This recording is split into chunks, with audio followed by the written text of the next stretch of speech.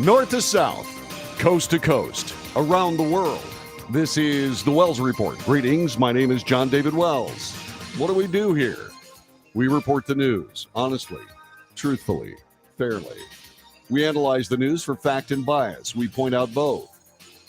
We make commentary. That's not news. That's just my opinion, just as valuable as yours, which leads us to debate. News, analysis, commentary, and debate. Join us. If you want to debate, it's very easy to do. You can go to our chat room on Facebook, YouTube, Twitter, and Twitch. You can do that even as we speak. It would be great to have you here. You can also call me on the telephone at 817-379-2172. 817-379-2172. We start the broadcast with Texas news. Texas shoppers, check your freezers. That's because Tyson Foods is recalling nearly 94,000 pounds of ground beef because it may be contaminated with foreign matter.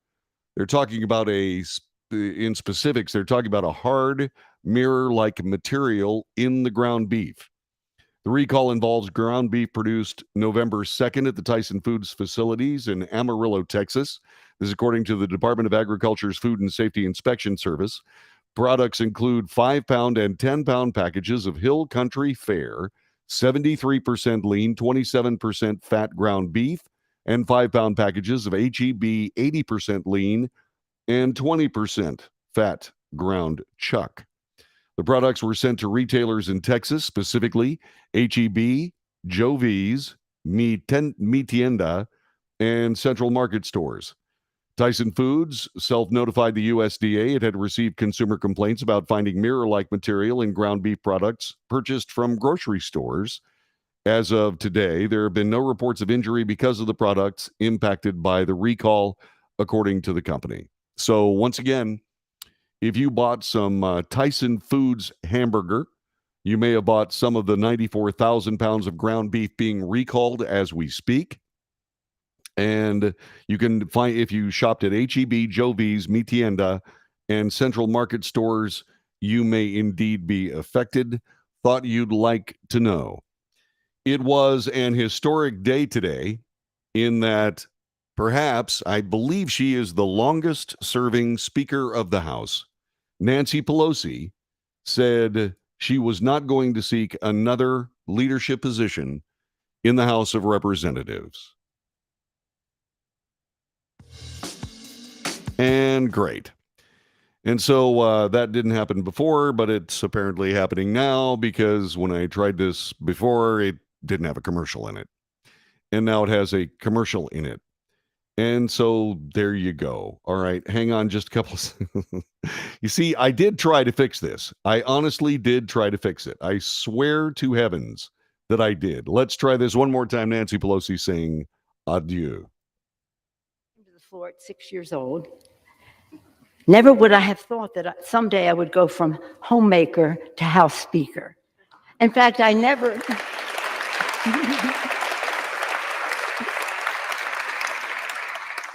In fact, I never intended to run for public office. Mommy and Daddy taught us through their example that public service is a noble calling and that we all have a responsibility to help others. In our family, my brother Tommy then became mayor of Baltimore also. But it's been my privilege to play a part in forging extraordinary progress for the American people. I have enjoyed working with 3 presidents, achieving historic investments in clean energy with President George Bush.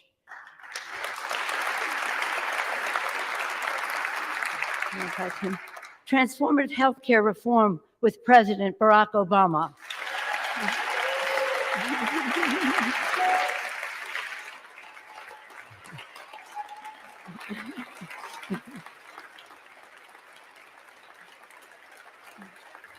And forging the future, from infrastructure to healthcare to climate action with President Joe Biden.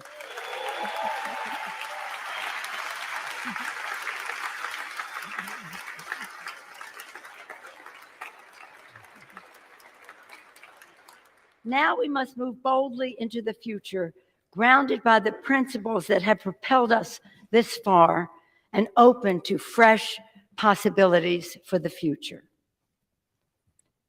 Scripture teaches us that for everything there is a season, a time for every purpose under heaven. My friends, no matter what title you all, my colleagues, have bestowed upon me, speaker, leader, whip, there is no greater official honor for me than to stand on this floor and to speak for the people of San Francisco. This I will continue to do as a member of the House, speaking for the people of San Francisco, serving the great state of California, and defending our Constitution. And with great confidence in our caucus, I will not seek re-election to Democratic leadership in the next Congress. For me, the hours come for a new generation to lead the Democratic caucus that I so deeply respect. And I'm grateful that so many are ready and willing to shoulder this awesome responsibility.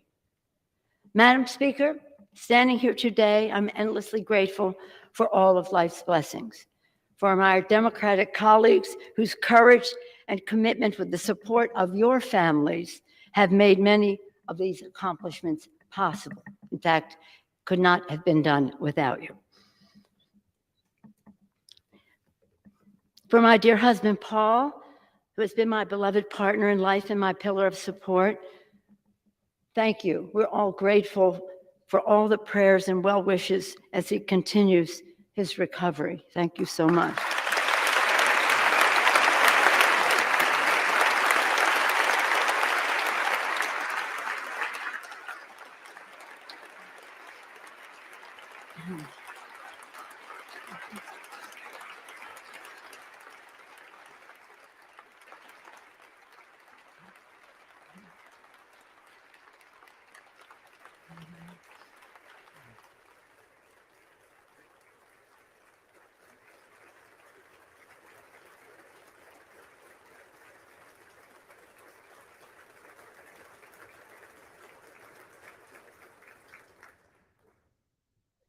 For our darling children, Nancy, Corinne, Christine, Jacqueline, Paul, and Alexandra, and our grandchildren, Alexander and Madeline, Liam, Sean, and Ryan, Paul and Thomas, Bella and Octavio, they are the joys of our lives for whom and we are so very, very proud of them and a comfort to us at this time.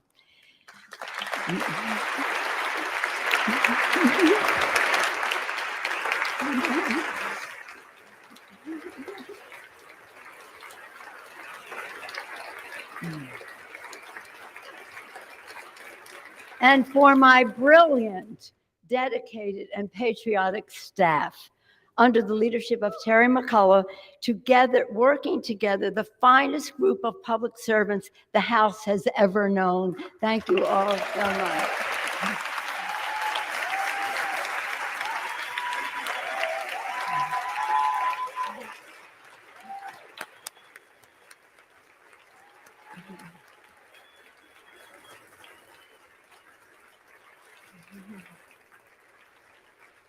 And again, for those who sent me here, for the people of San Francisco, for entrusting me with the high honor of being their voice in Congress. In this continued work, I will strive to honor the call of the patron saint of our city, St. Francis. Lord, make me an instrument of thy peace. In this house, we begin each day with a prayer and a pledge to the flag. And every day, I am in awe of the majestic miracle that is American democracy. As we participate in a hallmark of our republic, the peaceful, orderly transition from one Congress to the next, let us consider the words of, again, President Lincoln, spoken during one of America's darkest hours. He called upon us to come together, to swell the chorus of the Union, when once again touched, as surely they will be, by the better angels of our nature. That again is the task at hand. A new day is dawning on the horizon, and I look forward, always forward, to the unfolding story of our nation, a story of light and love, of patriotism and progress, of many becoming one. and always an unfinished mission to make the dreams of today the reality of tomorrow. Thank you all. May God bless you and your families, and may God continue to bless our veterans and the United States of America. Thank you all so much. The soon-to-be former Speaker of the House of Representatives bidding adieu to the chamber, at least in the near future, as she says she will not participate in Democrat leadership. With that, she takes Steny Hoyer, who also announced his retirement, from Democrat Party leadership in the House. She served for 20 years, and further, she also was someone who has essentially been in leadership for some of the most amazing spending of the United States government. She was there and in some cases participated in leadership as trillions upon trillions upon trillions of dollars were added to our national debt, now somewhere in the vicinity of $31.8 trillion.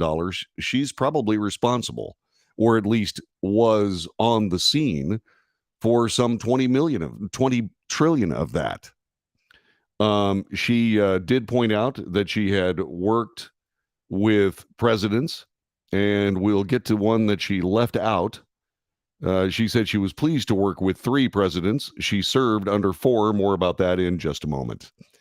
With great confidence in our caucus, I will not seek re-election to the Democrat leadership of the next Congress. For me, the hour has come for a new generation to lead the Democrat caucus that I so deeply respect. And I'm grateful that so many are ready and willing to shoulder that awesome responsibility. Hakeem Jeffries is her Democrat leader apparent. He appears to be in a situation where he will run unopposed. There is no greater honor for me than to stand on this floor and speak for the people of San Francisco. This I will continue to do as a member of the House, speaking for the people of San Francisco, serving the great state of California, and defending our Constitution. The 84-year-old Californian made the announcement today on the House floor. Speculation had grown in recent days about Nancy Pelosi's future after her husband, Paul, was violently attacked at her new San Francisco home, or at their San Francisco home, and Democrats lost control of the House of Representatives in the midterms. This, by the way, was the second time that Nancy Pelosi had overseen the loss of the leadership of the House of Representatives. Since Pelosi has led House Democrats since 2003, including 2 4-year stints as Speaker of the House. Although she's poised to continue serving the House for at least the short term, the California lawmakers' decision has widespread repercussions for her conference. We'll talk more about that as we continue. Nancy Pelosi says that she is finished with Democrat leadership in the House of Representatives. What are your thoughts? Telephone number is 817-379-2172. 817-379-2172. Do you have something you'd like to share on the chat? You certainly are welcome to do so. Go to Facebook, YouTube, Twitter, and Twitch. If you're watching on Patreon or Rumble, this was recorded earlier today. Send me an email, The Wells Report. Please put your platform in the subject line, and I'll get back to you just as soon as I possibly can, I promise. Yeah, Nancy Pelosi stepping aside. What will be next? Hakeem Jeffries very likely will be the new Democrat leader. What about the rest of the leadership positions? Time will tell. This is The Wells Report. Back with more in just a moment.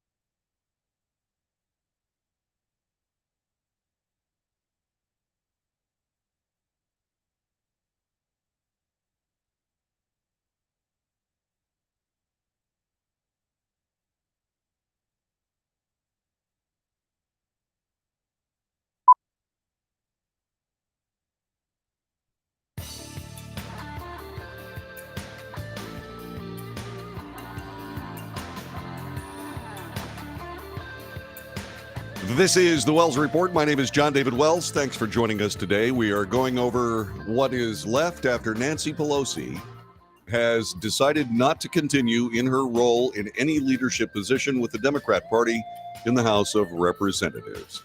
She will become the former Speaker of the House on January 3rd when Republicans take control of the chamber.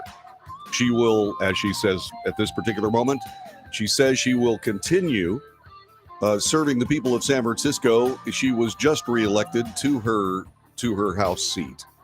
But many people believe that an ambassadorship someplace nice, like perhaps Japan, will be next for Nancy Pelosi after some of the dust settles following the change in leadership.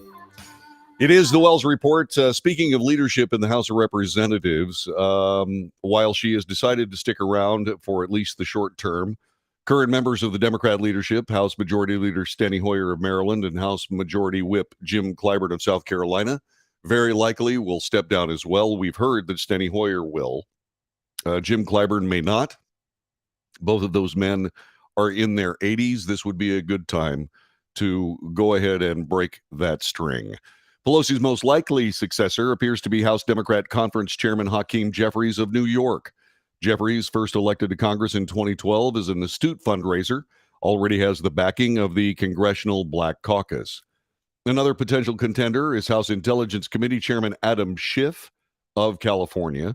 Schiff has been laying the groundwork for a bid for months, but is also possibly eyeing a Senate run in his native California if Democrat Senator Dianne Feinstein retires in 2024, which she will likely do. Hoyer announced shortly after Pelosi's speech he will not remain in Democrat leadership, paving the way for another to take the top spot. That possibly could be Adam Schiff. What was notable in all of this is Nancy Pelosi has refused to endorse her successor in Democrat leadership. So maybe the idea of essentially wrangling two impeachments and indeed several other things, Adam Schiff is in a position where maybe his utility has been served for Nancy Pelosi, and he will now not receive her endorsement. Fascinating. That is fascinating to me. It tells you a little bit about the sociopathic tendencies of people in power. I would, if I was advising Adam Schiff to run for the Senate when Dianne Feinstein retires, but I pray he does not win. That being said, we can move on to other things. What did you see and hear in that speech? What did I see and hear? I saw Nancy Pelosi obviously overcome with emotion when she talked about her husband, Paul, and that was a good thing. Someone on the chat room said, my goodness, she almost appears human. Yes, well, you'll have this. Also, the other things I heard were her talking about the rule of law and her defense of the Constitution. I'm sorry, I have not seen much of either of those. It seems as though politics trumps law and the Constitution in the eyes and mind of Nancy Pelosi, and she has certainly comported herself that way. Perhaps that is the case. All I can say is that of the things that I will be thankful for coming up on Thanksgiving, one of them will be that Nancy Pelosi is finally stepping down. I was finished with Nancy Pelosi when she tore up President Trump's speech.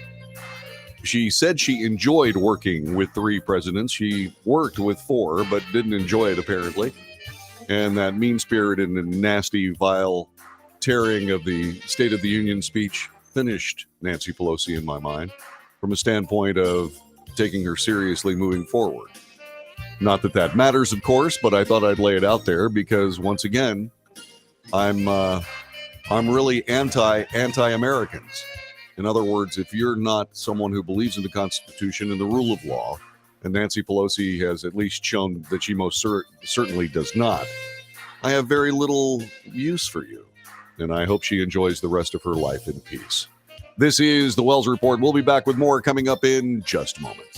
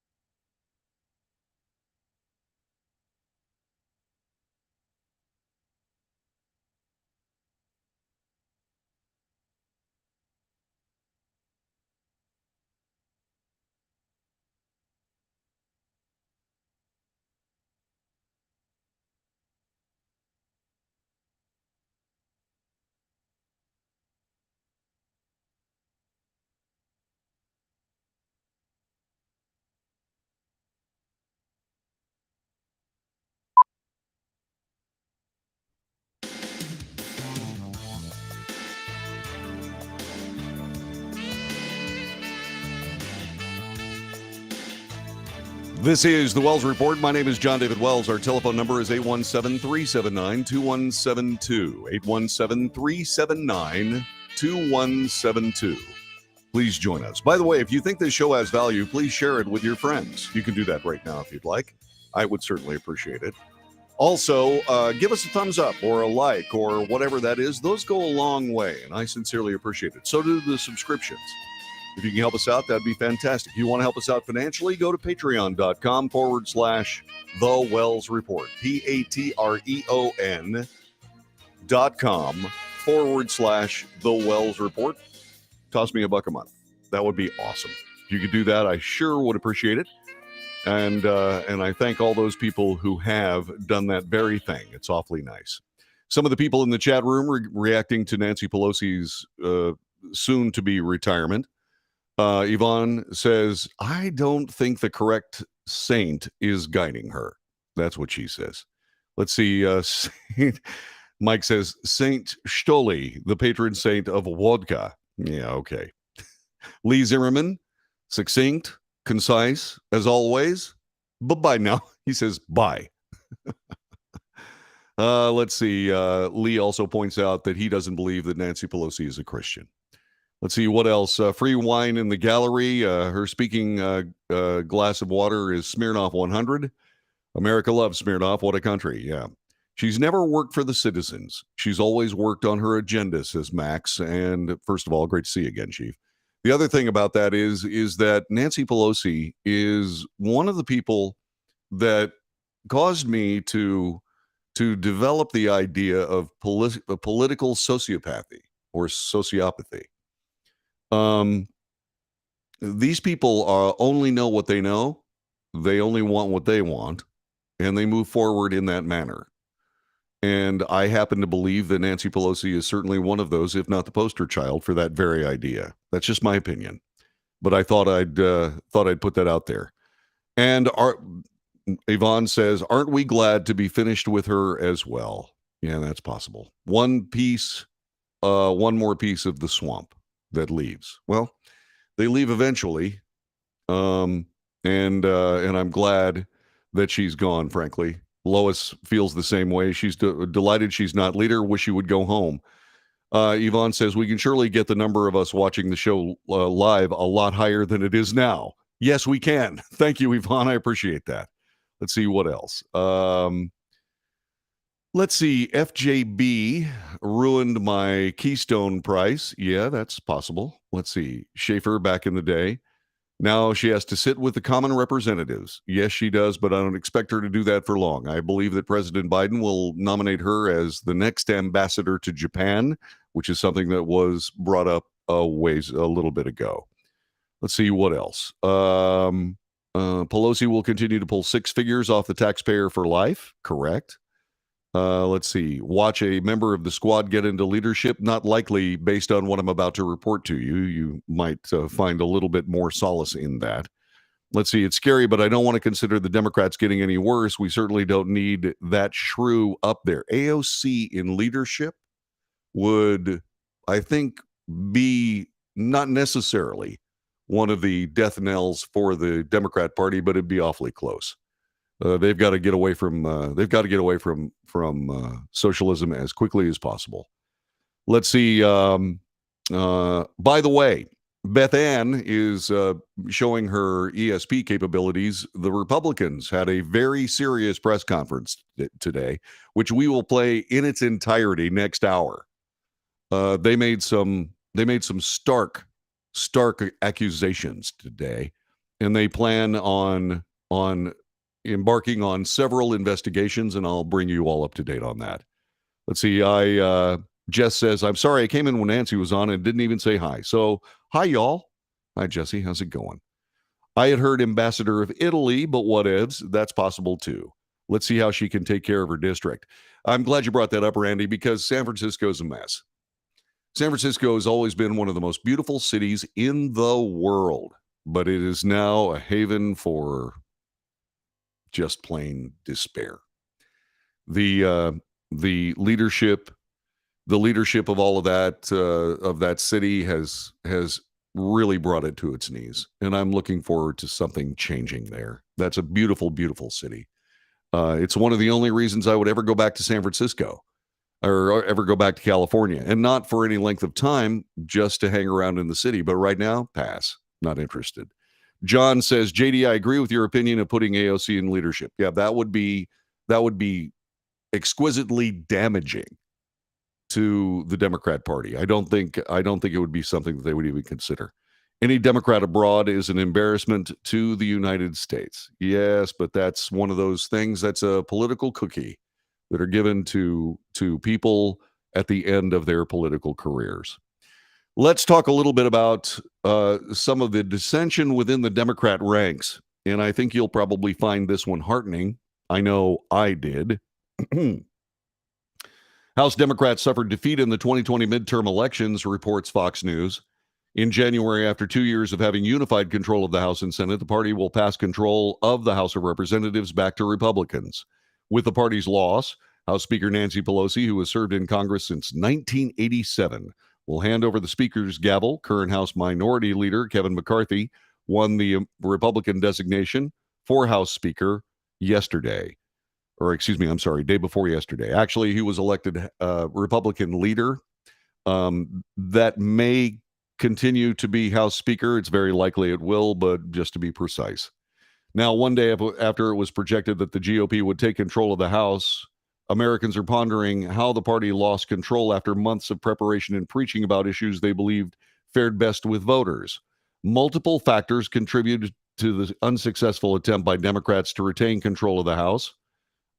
Insiders from across the political spectrum conclude that messaging and economics contributed to the party's loss. Jessica Tarlov, a Democrat strategist who serves as head of the research for Bustle, suggested Democrats lost the House by an historically small margin because of tough economic conditions and the general pattern of history. There was unexpectedly opportunity for Democrats to hold the House if there was a much more cohesive economic message and a stronger position on crime and policing, which would have helped hold on to the congressional seats in New York, said Tarlov, who currently serves as a Fox News contributor. But overall, it was a tremendous performance that will be cited for decades to come. Well, it depends on your point of view. In the wake of the Democrat failure to maintain the control of the House, Chris Taylor, a spokesperson for the Democrat Congressional Campaign Committee, said the party defied history in the elections. Mike Berg, a spokesperson for the National Republican Congressional Committee, told Fox that voters held House Democrats accountable in the midterms because the party passed an agenda that caused higher prices, rising crime, and an open southern border. In the House, Republicans flipped numerous seats that were held by Democrats. Notable victories included Republican Jen Kagan's defeat of Democrat Representative Elaine Luria, a member of the House January 6th committee. Another one losing their job strangely enough, I believe, in Virginia, as well as Lori Chavez de Remer's win over Democrat challenger Jamie McLeod Skinner, who represents Oregon's 5th district. Think about that for just a couple of seconds. A lot of people said that Republicans underperformed in the election, but look at the seats they flipped. In New York, a state largely that votes for Democrats and mostly favors left-leaning policies, Republicans flipped 4 House seats. In remarks offered to Fox, Republican National Committee Chairwoman Ronna McDaniel said the party's win was a result of GOP's message of prosperity, security, and opportunity. Aaron Perrine, who is the vice president of TAG Strategies, told Fox News the GOP came out on top in House elections because of a clear contrast of message against Democrats for being weak on crime, tanking the economy, solutions to those problems, and a ground game to get the voters out. Similarly, Kevin Seifert, who served as chief of staff to former GOP House Speaker Paul Ryan, insisted Democrats failed to capture a majority in the House because Republicans recruited dynamic candidates in competitive races, successfully told voters who they were and what they stood for, and intelligently explained the economic problems caused by Democrat tax and spend policies. So there was also something else. There are an awful lot of people that are in the Democrat Party that are extremely upset about socialist bends in the Democrat Party. These are Democrats that are speaking out on this particular topic. They are unhappy with the fact that Democrats have ceased being Americans and become socialists. And many of them have. The aforementioned AOC and the Squad, for example. I'm very, very sure that if the Democrat Party does not clean that up, they will not progress. They will continue to lose, and they should. Socialism is a virus, in my humble opinion. It is a virus that infects various parties at various times, but this time it's the Democrat Party. And the Democrat Party, in an effort to placate the left, lost many of those seats because of Green New Deal policies. The idea that someone would come up with a brand new economy and then force people to comport to it makes absolutely zero sense in any fashion, but certainly not politically. You can't destroy one economy before you have another one working. And in point of fact, green policy ideas go nowhere until we find more electricity for this country to use. More electricity at this point means using what are called fossil fuels. They're not. They're natural fuels given to us by Mother Earth.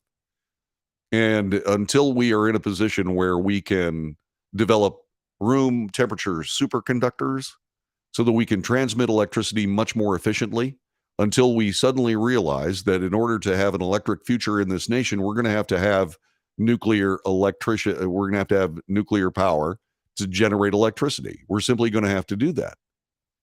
And all of these things have been turned aside by that same leftist agenda that once again demanded a whole new economy based on windmills, 14th century technology, and the idea that the sun can provide all the energy we need.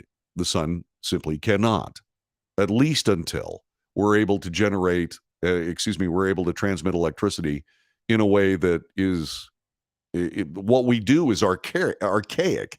We're still sending electricity via wires, via materials, copper, aluminum, and so on and so on.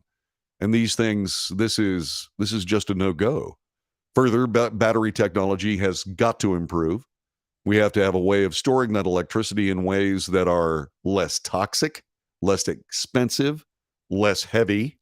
We have to figure out ways of doing all of these things. And before you can have this supposed green new economy, this refusal to use the copious amounts of energy available to the United States in coal, natural gas, and oil, none of that is real. None of it is real. Further, the Democrat Party suffers from an inability to be able to balance their politics with reality.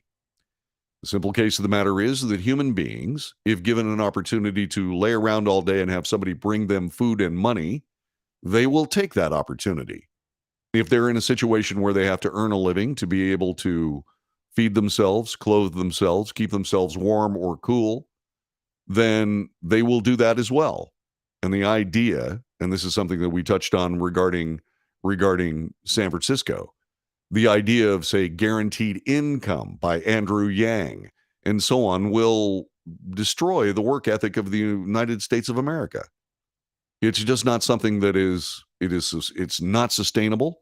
It is not real. It is a fantasy, something that I call Democrat delirium. And indeed, if they continue to pursue that, you may not see Democrats in leadership in this nation for quite a long time. Now, as I said, Mike Renwee says, well, what's left of the work ethic? Well, when it comes to that, what we also have to look at COVID-19. We have to look at COVID-19 and how that impacted the American workforce. Once again, people stayed home and started doing their jobs at home, which gave lie to the idea that you have to go spend hours and hours and hours in traffic to get to a building to do your work that you can do simply at home, even in some cases more productively and better at home with whatever computer capability you happen to have in that house. I am sitting here in my house doing this broadcast, doing my work, and have done so for a number of years at this point. And I'm not the only one. Think about what you do at work. Could you do it at home? Most certainly you could in most cases. Let's see. Gary says it would have been cool if they pursued hydrogen cell technology over electric vehicle technology. Well, fuel cells are wonderful. You're completely correct. The only problem with fuel cells is how do you fill the tank on your fuel cell powered car? You see, in order to do that, you have to use liquid hydrogen and liquid oxygen. That's a bad mix. It's just a very, very bad mix. It can kill you so many different ways, and it's also, in the case of liquid hydrogen, it's minus 400 degrees, and in liquid oxygen, minus somewhere around 250 degrees. It's not something that you can easily handle, and so fuel cells, while an excellent idea, I've always liked fuel cells. I think they're cool. Probably not. Besides, the exhaust from a fuel cell is water. I like that. This is the Wells Report. Back with more in just a moment.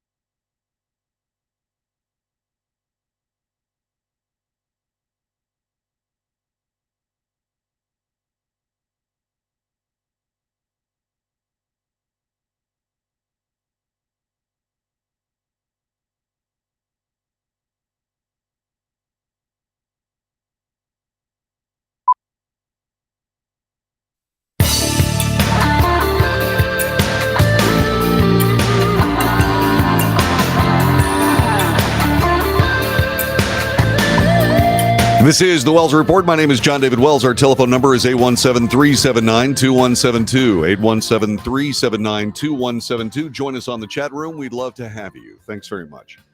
By the way, yesterday on the broadcast, I challenged a couple of Democrat friends of ours to name someone who could run for the presidency successfully in 2024.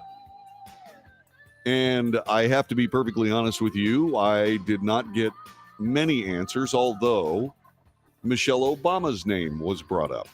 I believe that that Michelle Obama, even though she has said many, many times she has no interest in trying to run for office, she is someone that could give it one hell of a serious run. She absolutely would. Now, will she do it? Who knows? But who else will? Gavin Newsom has been bandied about. I don't think he's got a chance. Pete Buttigieg was mentioned. I don't think that anything we've seen from Pete Buttigieg takes him anywhere closer to the presidential track than he is right now. He is a guy who seems to be focused more on his personal life than the realities of his position as Secretary of Transportation. But that being said, we'll see. Now, there is someone else who pointed out that she might be interested. She has said several times that she's not interested in running for the presidency, but then again, maybe not. CNN is pushing for Michigan Governor Gretchen Whitmer to run for president in 2024. She won re-election by a double-digit margin in the deep blue state. Stopped by CNN Thursday morning to talk about her priorities in the next term. Michigan was one of 4 states where Democrats gained control of both legislative chambers and the governorship. Whitmer expressed hope for more gun control and more pro-choice legislation coming through Congress. On another note, you've been asked a lot in most basically every interview you've done recently about a 2024 run and running for president. You said you're not interested. This was CNN Caitlin Collins, CNN journalist Caitlin Collins, journalist. I guess my question is, if you're a supporter of yours and you're someone who doesn't live in Michigan but is national, wants to see you run, what is the argument for you not running for president? Earlier this week, she dismissed 2024 plans, telling a local news outlet she plans to serve as governor the next 4 years. Whitmer again shied away from the suggestion on CNN that she would run for president, but seemed to leave the possibility open by her word choice. You know, I literally 8 days ago got elected to a second 4-year term as governor of Michigan. This is the state I've always called home. I love the state. I'm so grateful to be the governor of the state of Michigan. I've got a big task ahead of me, and that's where I'm going to put 100% of my focus for now, she began. I do think it's flattering that people continue to ask, but I've got a big job that I was just hired to do for 4 more years. That's where I'm going to stay focused. Poppy Harlow then pointed out, well, we heard for now in that answer. As they chuckled, Whitmer admitted, I know everyone's going to parse that, but I'm staying right where I am. There's no mention of President Biden during the conversation, even as the president has repeatedly said he plans to pursue re-elections. Progressives recently signed a petition that's called Don't Run, Joe, begging the president not to run in 2024. Democrats in tight races across the country also distanced themselves from the unpopular president in the months leading up to the midterm elections. Now, remember, this is Fox News reporting this, so it's biased. You can say that he has low approval ratings, but to say he's unpopular, I think, is a stretch from a journalistic standpoint. You know, that analysis for bias and fact that I said I would point out, that's part of that, okay? This week, former President Trump announced he would run for the 2024 presidential election. He faces calls for new leadership from his own party as well. And so Gretchen Whitmer is certainly capable. She is someone who has been able to withstand some very serious criticism of her governance policies.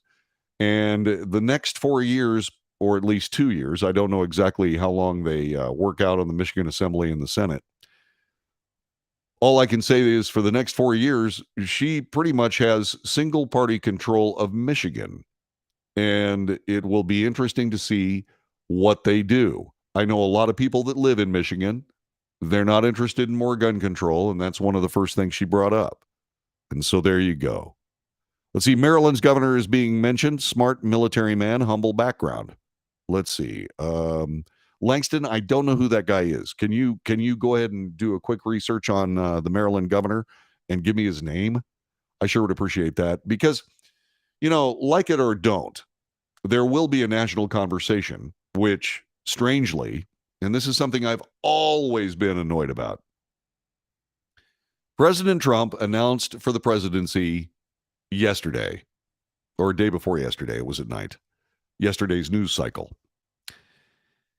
And I think the presidential elections are long enough. Thank you very much. I really do. I'm not interested in listening to presidential politics for the next 2 years. I'm just not. And I really wish that we didn't have that. But I guess if you're in a situation like President Trump, you do what you do. As far as anybody else, I'm just not in a position where I believe that we need to be spending that much time. I do believe that this national conversation will be had, albeit lasting for 2 years. CNN is already talking about how they're planning to cover President Trump and not cover President Trump. Wes Moore. Okay, that's who Isaac pointed out yesterday. Wes Moore, Maryland governor. Okay. I'll put him in the list of possibles along with Gretchen Whitmer and Michelle Obama, even though Alan Schaefer in Arizona says, stop talking about Michelle Obama. She's not interested. Yeah, well, we'll see. This is the Wells Report. Thanks very much for joining us. We'll be back with hour number 2 coming up in just a moment. Thanks very much, folks. Appreciate you being here. I'll have hour number 2 coming up, and we're going to do Republicans this time.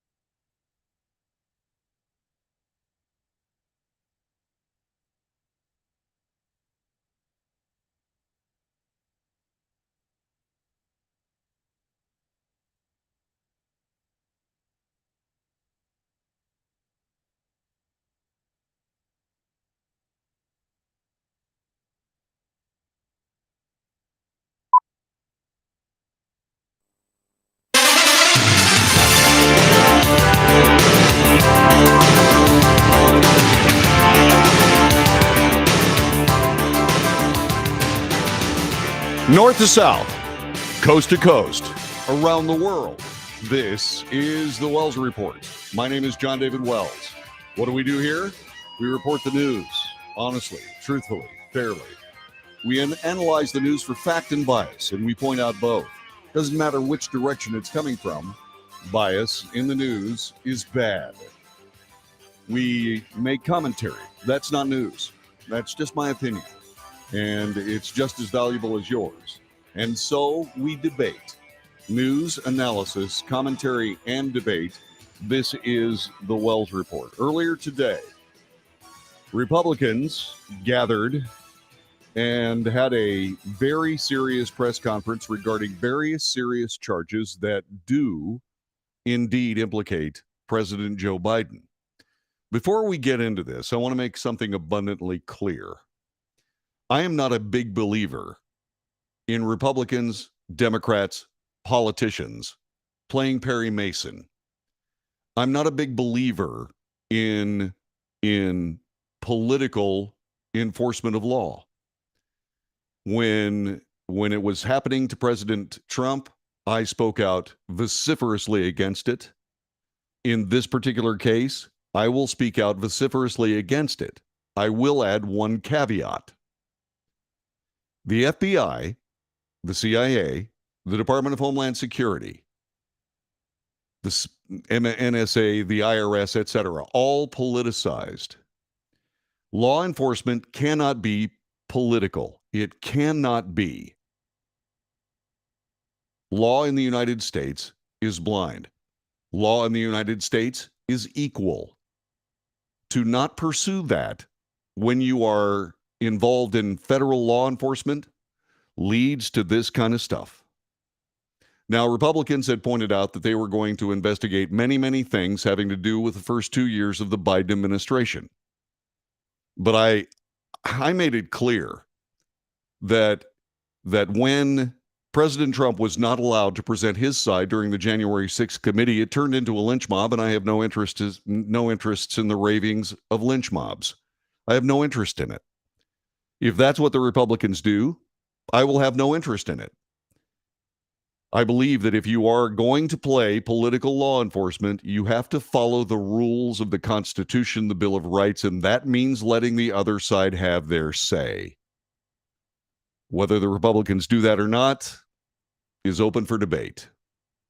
All I can do is tell you that if indeed they choose not to allow the president to defend himself or members of his family or what have you, I will be strenuously critical of all of it because that's garbage. I wanted to make that plain right off the start because what I'm about to tell you is explosive. It's everywhere. I'm using the Fox News copy, so it's a little biased right. Republican Representatives James Comer and Jim Jordan alleged at a press conference today that President Biden was actively involved in overseas business dealings alongside his son Hunter.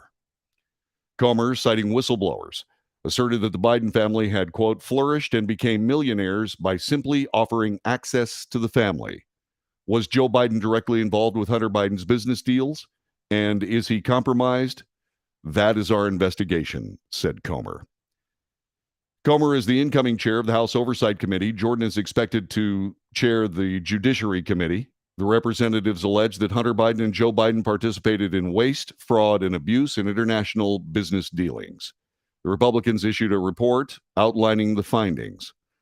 I'll find a way to put that up on Facebook or someplace so that you can see it. It is an exhaustive report.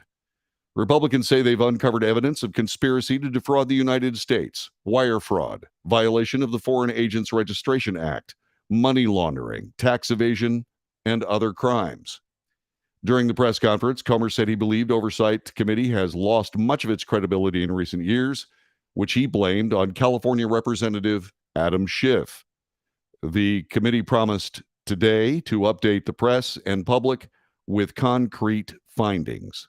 Well, those are explosive charges, especially involving the government and the president of the United States. And so, what does that mean? Where will it go? I've told you what I will do and what I will not do. There will be an opportunity to face accusers. There will be an opportunity to defend themselves, or I will be wholeheartedly against this. Now, the political impeachments of President Trump were disturbing in a lot of different ways because none of them would withstand any kind of real law enforcement or judicial action. None of them. If indeed what the Republicans assert is true, influence buying, wire fraud, these are serious charges. These are very serious charges. Now, there's a guy named Terry Bobulinski. He's a guy that worked intimately with the Biden family. He made stark assertions when the Biden family attempted to compromise his security clearance standing with his jobs. He contacted them and said, you can't do this. You've got to refute this. They did not. He moved forward by showing all the information that apparently the Republicans have to the FBI. They did nothing with it. This was the press conference earlier. It's somewhat long, but I think it's absolutely necessary that you be able to see it. We're going to cover it here on the Wells Report in its entirety. And so these were Republicans today before the press making their assertions. Right here. All right. Well, I want to thank everyone for coming out today. Today, we're going to provide you with something that you all aren't used to with respect to congressional investigations, and that's evidence. Committee Republicans have spoken with multiple whistleblowers from numerous schemes involving the Biden family, reviewed Hunter Biden's laptop, and received documents of previously unknown transactions.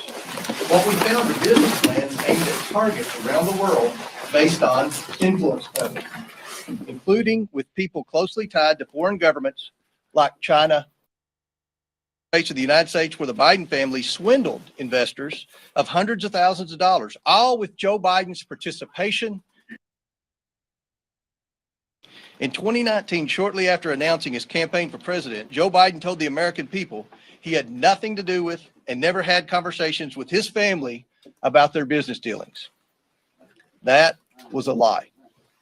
Whistleblowers described President Biden as chairman of the board for these businesses. He personally participated in meetings and phone calls. Documents show that he was a partner with access to an office.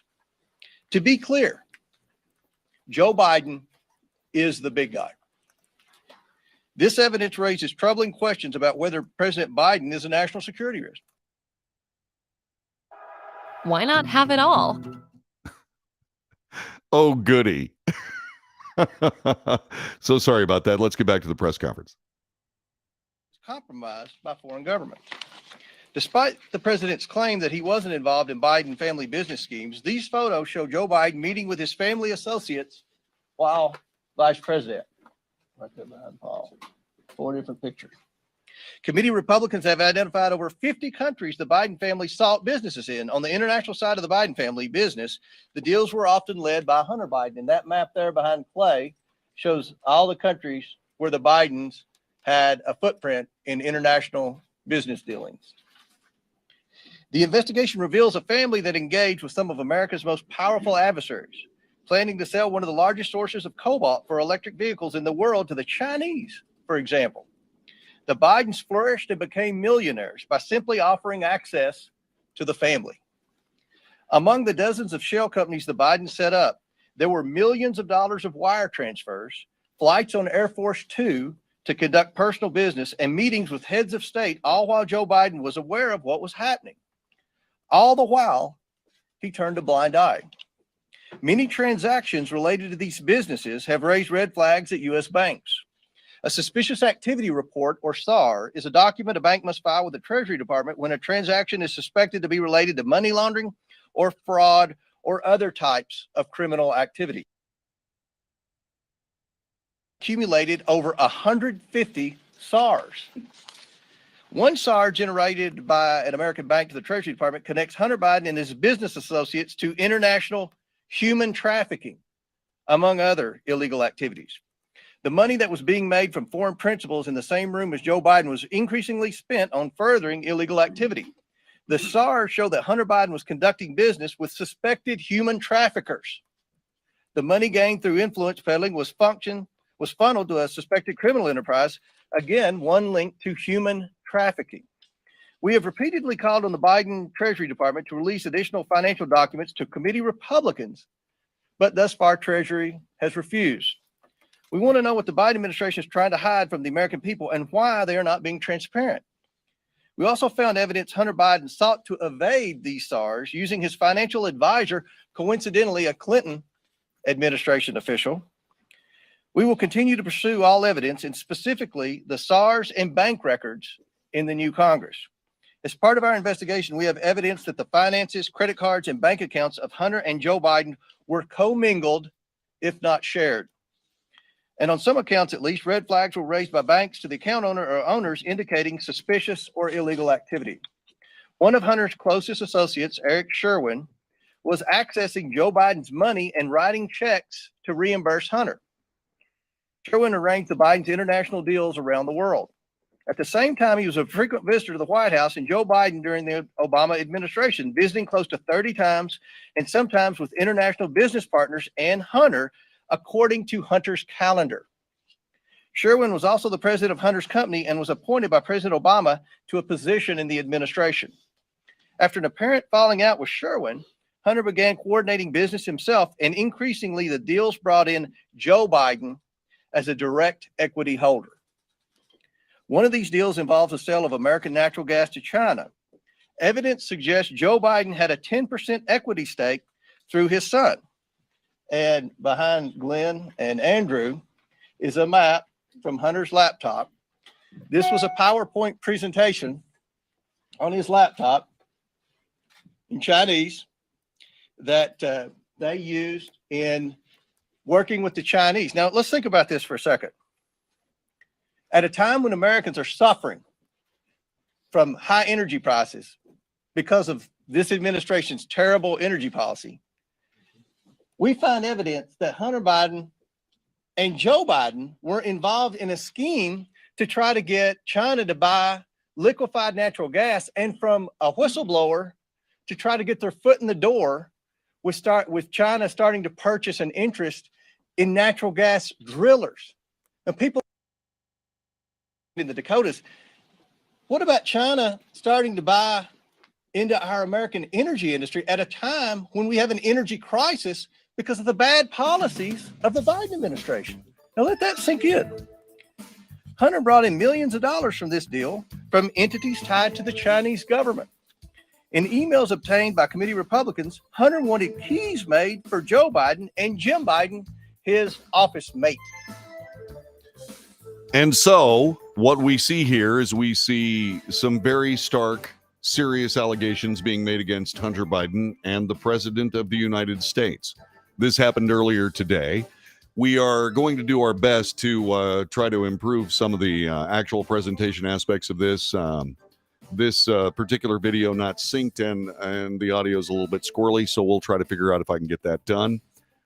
Meanwhile, I'm going to take a quick break. We'll be back with more coming up in just a couple of moments. The difference between the political actions taken against President Trump and these are indeed crimes. Back with more in just a moment.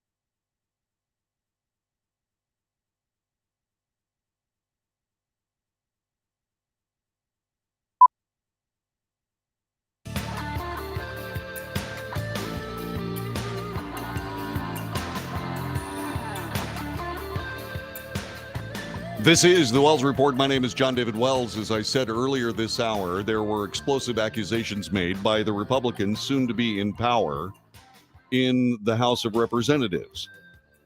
These include serious, felonious crimes. And I have found a better piece of audio and video that I'm now going to share with you.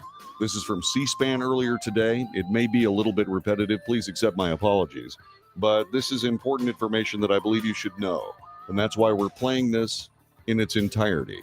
These are Republicans from earlier today discussing the Biden family and their plans for investigation of that family. The Bidens flourished and became millionaires by simply offering access to the family. Among the dozens of shell companies the Bidens set up, there were millions of dollars of wire transfers, flights on Air Force Two to conduct personal business, and meetings with heads of state, all while Joe Biden was aware of what was happening. All the while, he turned a blind eye. Many transactions related to these businesses have raised red flags at U.S. banks. A suspicious activity report, or SAR, is a document a bank must file with the Treasury Department when a transaction is suspected to be related to money laundering or fraud or other types of criminal activity. According to media reports, the Biden family accumulated over 150 SARs. One SAR generated by an American bank to the Treasury Department connects Hunter Biden and his business associates to international human trafficking, among other illegal activities. The money that was being made from foreign principals in the same room as Joe Biden was increasingly spent on furthering illegal activity. The SARs show that Hunter Biden was conducting business with suspected human traffickers. The money gained through influence peddling was funneled to a suspected criminal enterprise, again, one linked to human trafficking. We have repeatedly called on the Biden Treasury Department to release additional financial documents to committee Republicans, but thus far Treasury has refused. We want to know what the Biden administration is trying to hide from the American people and why they are not being transparent. We also found evidence Hunter Biden sought to evade these SARs using his financial advisor, coincidentally a Clinton administration official. We will continue to pursue all evidence, and specifically the SARs and bank records in the new Congress. As part of our investigation, we have evidence that the finances, credit cards, and bank accounts of Hunter and Joe Biden were commingled, if not shared. And on some accounts, at least, red flags were raised by banks to the account owner or owners indicating suspicious or illegal activity. One of Hunter's closest associates, Eric Sherwin, was accessing Joe Biden's money and writing checks to reimburse Hunter. Sherwin arranged the Biden's international deals around the world.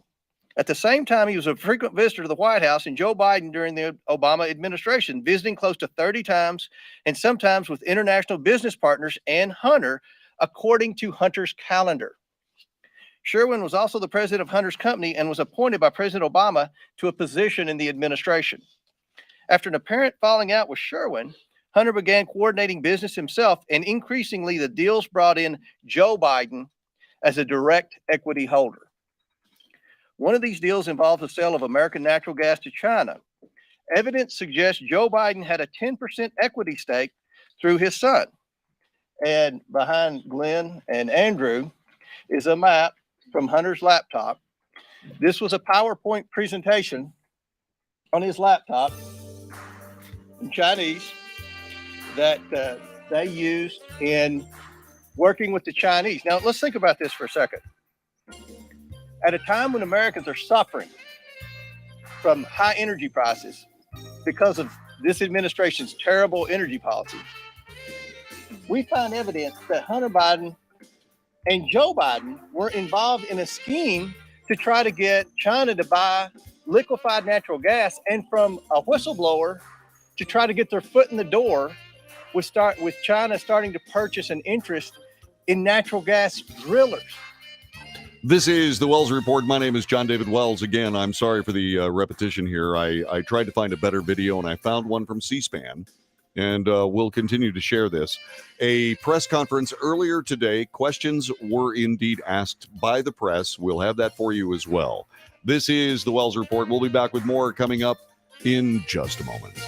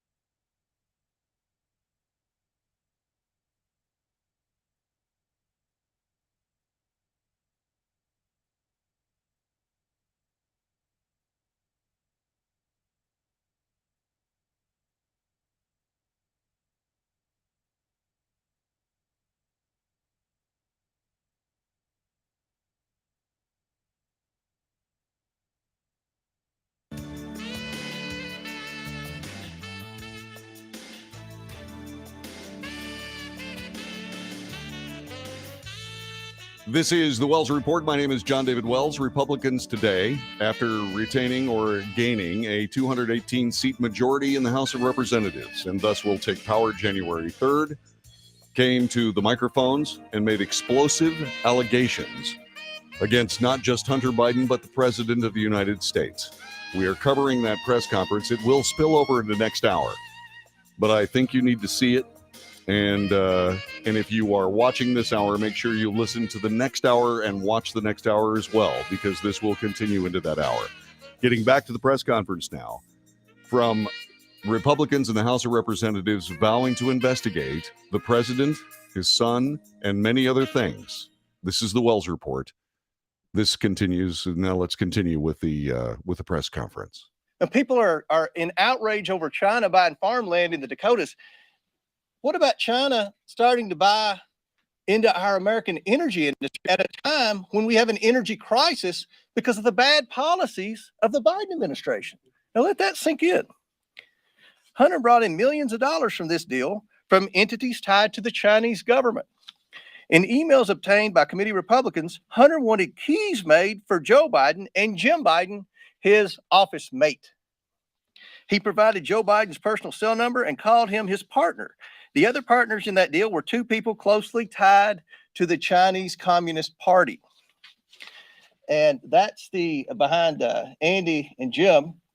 That's the email where Hunter sent to the landlord requesting keys, and the Chinese partners were on the email, and where he said, Joe would need a key, and he even put Joe's cell phone number on there. Domestically, Jim Biden, Joe Biden's brother, used the Biden name to enrich himself in return for the promise that when Joe Biden became president in 2020, business partners would get rich by having access to a future Biden administration. By promising access to financing through Middle Eastern, Russian, and Chinese connections he made through Joe Biden, and by bringing his brother, Joe Biden, onto phone calls, Jim Biden was able to convince companies to give him loans of hundreds of thousands of dollars that he never repaid. The Biden administration has answered none of our requests for information regarding the Biden family or the financial transactions they engaged in. Instead, the Biden administration has spent over $250,000 to staff to, quote, deflect Hunter stories. Protecting the president's son who has committed crimes with Americans' tax dollars is a waste. The domestic and international scheme that promised access to wealth in a future Biden administration constitute fraud. And the president's participation in enriching his family is, in a word, abuse of the highest order. Rooting out waste, fraud, and abuse will be the primary goal of a Republican House Oversight Committee. As such, this investigation will be a top priority. We are releasing a report today that details what we have uncovered. We are also sending letters to the Biden administration officials and Biden family associates renewing our request for voluntary production of documents relevant to this investigation. This is an investigation of Joe Biden, the president of the United States, and why he lied to the American people about his knowledge and participation in his family's international business schemes. National security interests require the committee conduct investigation, and we will pursue all avenues that have long been ignored. Committee Republicans have uncovered evidence of federal crimes committed by and to the benefit of members of the president's family. These include conspiracy or defrauding the United States, wire fraud, conspiracy to commit wire fraud, violation of the Foreign Agents Registration Act, violations of the Foreign Corrupt Practices Act, violations of the Trafficking Victims Protection Act, tax evasion, money laundering, and conspiracy to commit money laundering. The Biden family's business dealings implicate a wide range of criminality, from human trafficking to potential violations of the Constitution. In the 118th Congress, this committee will evaluate the status of Joe Biden's relationship with his family's foreign partners and whether he is a president who is compromised or swayed by foreign dollars and influence. I want to be clear. This is an investigation of Joe Biden, and that's where the committee will focus in this next Congress. I now turn it over to Oversight Member and the next Chairman of the Judiciary Committee, Jim Jordan. Thank you, Jamie. So I would just start with this question. What part of Mr. Comer's presentation was Russian disinformation? I mean, never forget what happened on October 19th, 2020, 15 days before the most important election we have in our country. Who's going to be the next president of the United States? 15 days before that, Mr. Brennan, Mr. Clapper, and 49 other people signed a letter that said the following.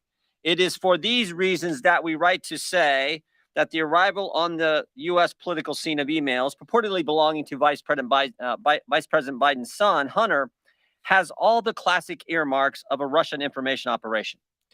They further went on to say, we want to emphasize that we do not know if the emails provided to the New York Post are genuine or not, just that our experience makes us deeply suspicious that the Russian government played a significant role in this case.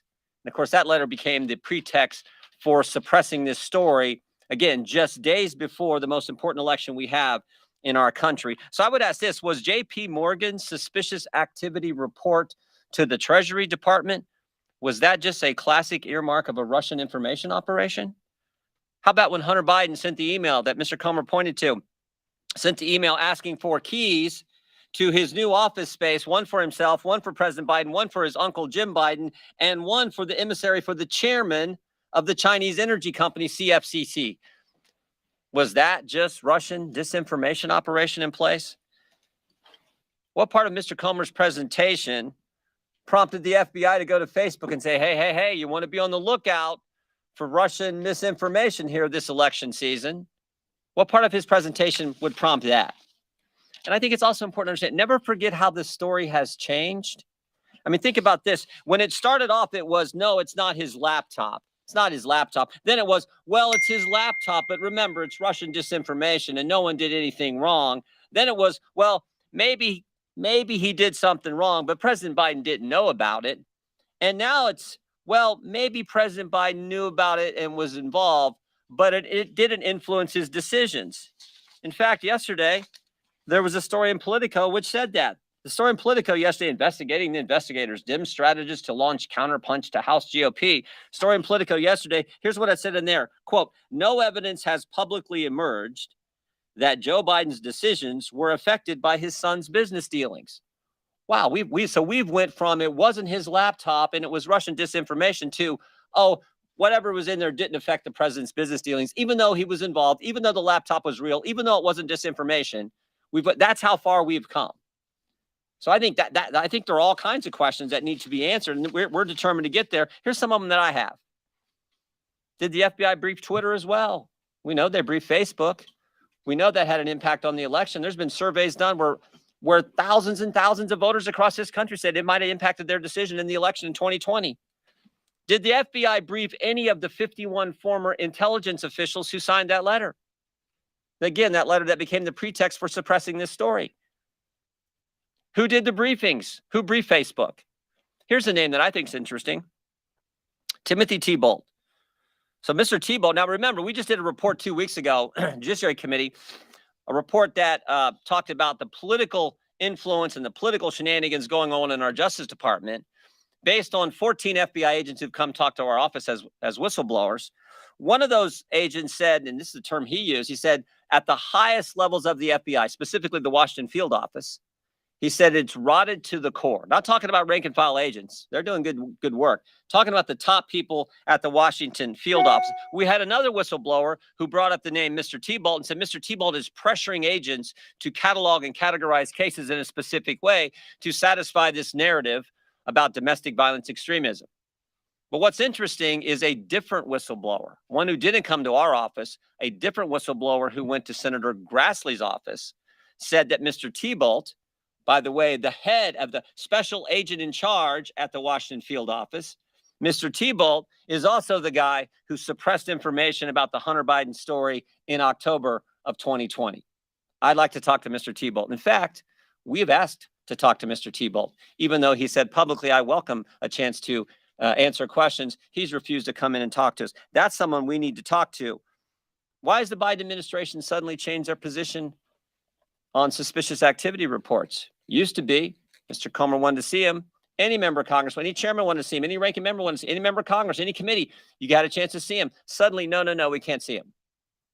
I think Mr. Comer and our team at the Oversight Committee would kind of like to see the other 148. They've seen 2. They'd like to see the other 148. So we're committed to getting to the truth, the facts. We think that's what the American people are entitled to. We're gonna try to help Representative Comer and the team here at Oversight with our work on judiciary, but with a specific focus on what the FBI was doing. We know these 51 former intel officials, they got security clearance. How often are they talking to the FBI? Are they talking to the FBI? Who's doing the talking? Who's doing the briefing? Were they briefed? There's so many questions that need answered so we can get to the bottom of this. And the final thing I would say is this. A colleague of mine said this in a committee hearing a few weeks ago, Mr. Gates. He said, when is the FBI going to quit interfering with elections? 2016, they spied on President Trump's campaign. 2018, it was the Mueller investigation. 2020, they suppressed information about the Hunter Biden story. 2022, they raided the president's home 91 days before an election. Maybe it'd be nice if the FBI and the Justice Department just stayed out of it and let we, the people, decide who we think should represent us, who we think should lead us. That's supposed to be how America works. So this is the focus on the Judiciary Committee, the political nature at the Justice Department, and the linkage now to what was happening with the Hunter Biden story. Again, just 15 days before we have a presidential election. We'll be happy to answer questions. Anyone on the committee will be happy to answer questions if you, yes, sir. Are you also putting the FBI on notice for not bringing, and the Department of Justice on notice for not bringing any charges? And let me be very clear. Jim said this, but Jim's going to answer that question. The Oversight Committee, we are focused on the bank records moving forward. The Judiciary Committee is going to be focused on that, and Jim's going to answer that question. No, we're not putting anybody on notice. We just want to get the truth. I mean, that's why we issued a 1,000-page report 2 weeks ago that talked about. So I've been in Congress a few years now. I've never seen anything like it. 14 agents come talk to us while we're in the minority about how political that place has become. Talking about the purging going. These are terms they use, not we. The purging going on, purging of agents. The pressure to categorize cases in a political fashion. The putting the threat tag label on moms and dads who show up at school board meetings. We know of over 24 parents who were investigated, no one charged. But think of the chilling impact that has. You show up at some parent's home, you talk to him because she's in the group Moms for Liberty, as an example. You talk to him. Think of the chilling impact that has on other parents. So that's what we're interested in getting to the bottom of. And the only way you can hold people accountable and hopefully stop the behavior is to present it to the country. That's what we got to do. So we're committed to doing it in an aggressive fashion, but in a way that's consistent with the Constitution. Thank you. We know that the Department of Justice and FBI has been investigating Hunter Biden since 2018. How do you know that these claims that you are laying out in your remarks today and some of the examples that you have up here aren't claims that have already been fully investigated by those federal prosecutors? Maybe that. We don't know. And can I follow up with the map that you were referring to? When was that PowerPoint from? That PowerPoint was from what year? Do we know exactly? I think it's in your packet, but 2017. So my follow-up there is, if this is from 2017, what is the connection to, the current energy crisis now? If that was years ago. Are you real? I mean, Joe Biden says he's going to stand up to China. Joe Biden says he's going to rewrite our whole energy policy, America first. And he was a 10% equity owner in a company whose sole mission was to purchase liquefied natural gas from the United States and try to take over the natural gas industry in America through natural gas wholesalers and natural gas drillers. I mean, I don't think Joe Biden's been honest to the American people about that. And I think that's a question you all need to ask at the next White House press conference. We didn't know about your involvement in a Chinese energy company. Does that in any way, shape, or form impact your energy policy? And that's something that I think every American deserves answers to, especially at a time when we're faced with record high energy prices because of Biden's energy policy. Yes. Will your committee call Hunter Biden or anybody in the Biden family to testify in investigations next year? Or yeah, we would love to talk to people in the Biden family, specifically Hunter and Jim Biden. I think the most important thing for us right now is to get those bank records. I mean, we have 2 suspicious activity reports in hand now, not because of the Biden family and certainly not because of Janet Yellen at Treasury. These suspicious activity reports are very detailed. And these aren't from little banks like in my part of Kentucky. These are Wells Fargo, JP Morgan. So these suspicious activity reports, and I don't think from day one, a lot of people in the media understand what a suspicious activity report is. And so this continues, and so will we. Someone pointed out that we will very likely not see much of this on your evening news. You will see it on the Wells Report. That's because we're interested in the news. The politics, I'm so sick of politics I could puke in the trash can behind me, but on the other end of it, there are things that have to be reported. And I will report them. This is the Wells Report. My name is John David Wells. Our telephone number is 817-379-2172. 817-379-2172. Stand by. More of this press conference coming up on the Wells Report.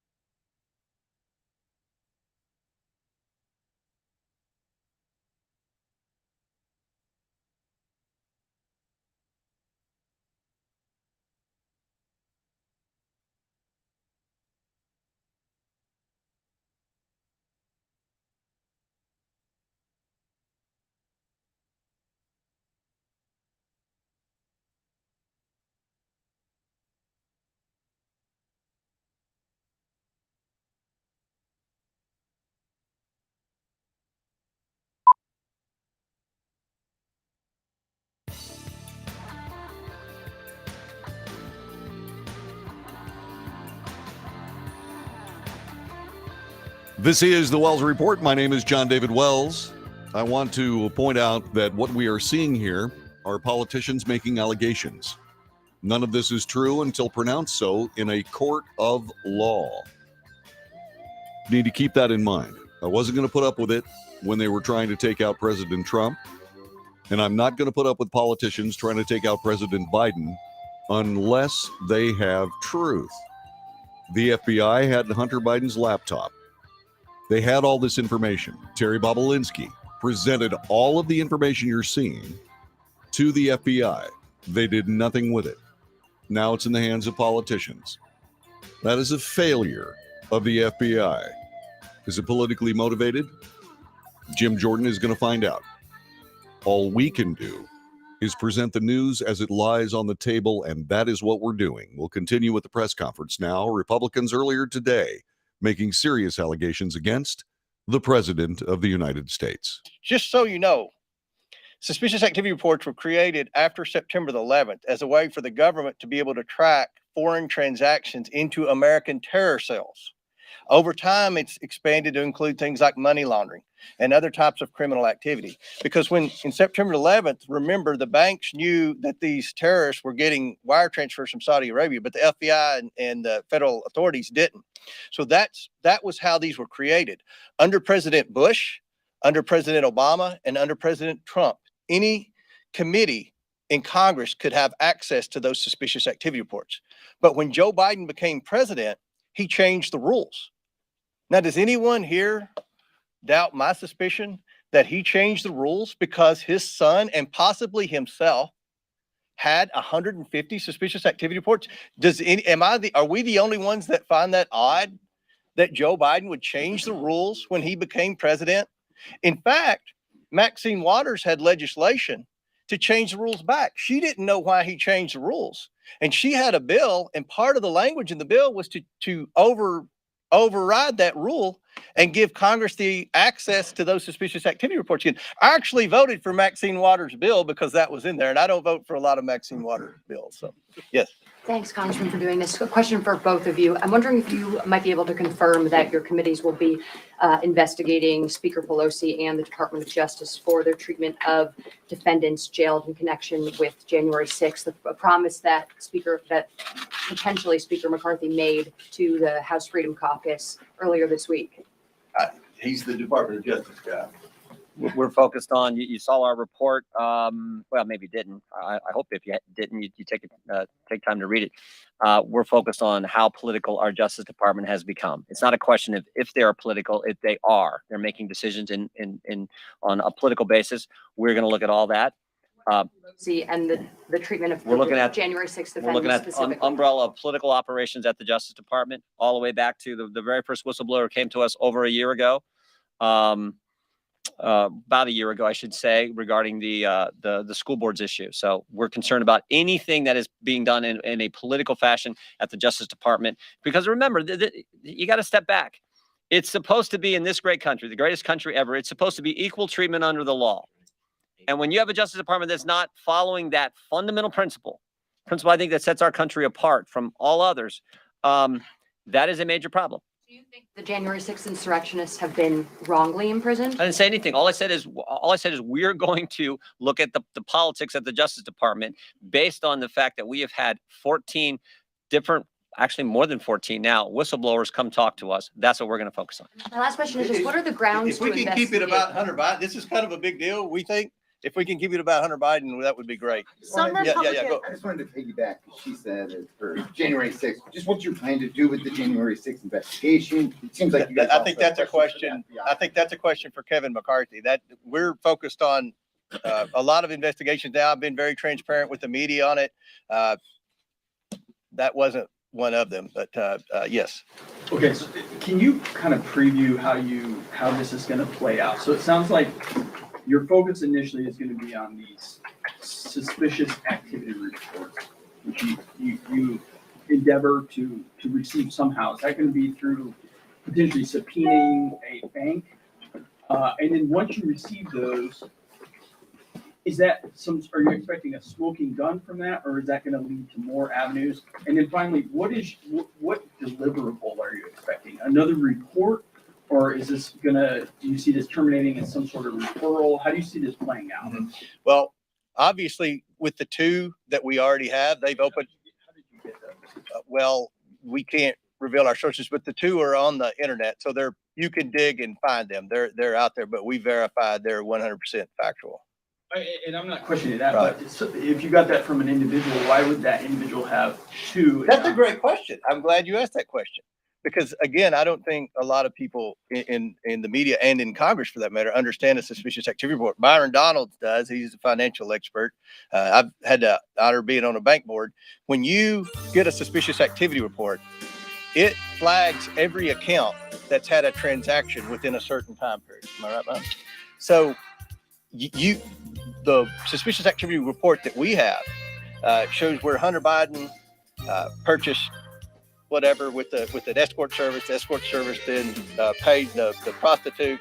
And then the bank implies that the escort service is under suspicion for human trafficking. We see where the escort service is from, the prostitute. She's not from the United States. Again, I don't want this to be about the prostitute. Here's the thing: Hunter Biden isn't this innocent guy that just got a bad rap because he had a drug problem. This is the Wells Report. We're going to continue this into the next hour. So this is from earlier today. The Republicans promising investigations into Hunter Biden and the President of the United States making serious allegations. We'll finish this next hour on the Wells Report. Thanks very much for joining us. Remember, this is just political stuff now. Until a court of law rules, it's political. Back in a moment.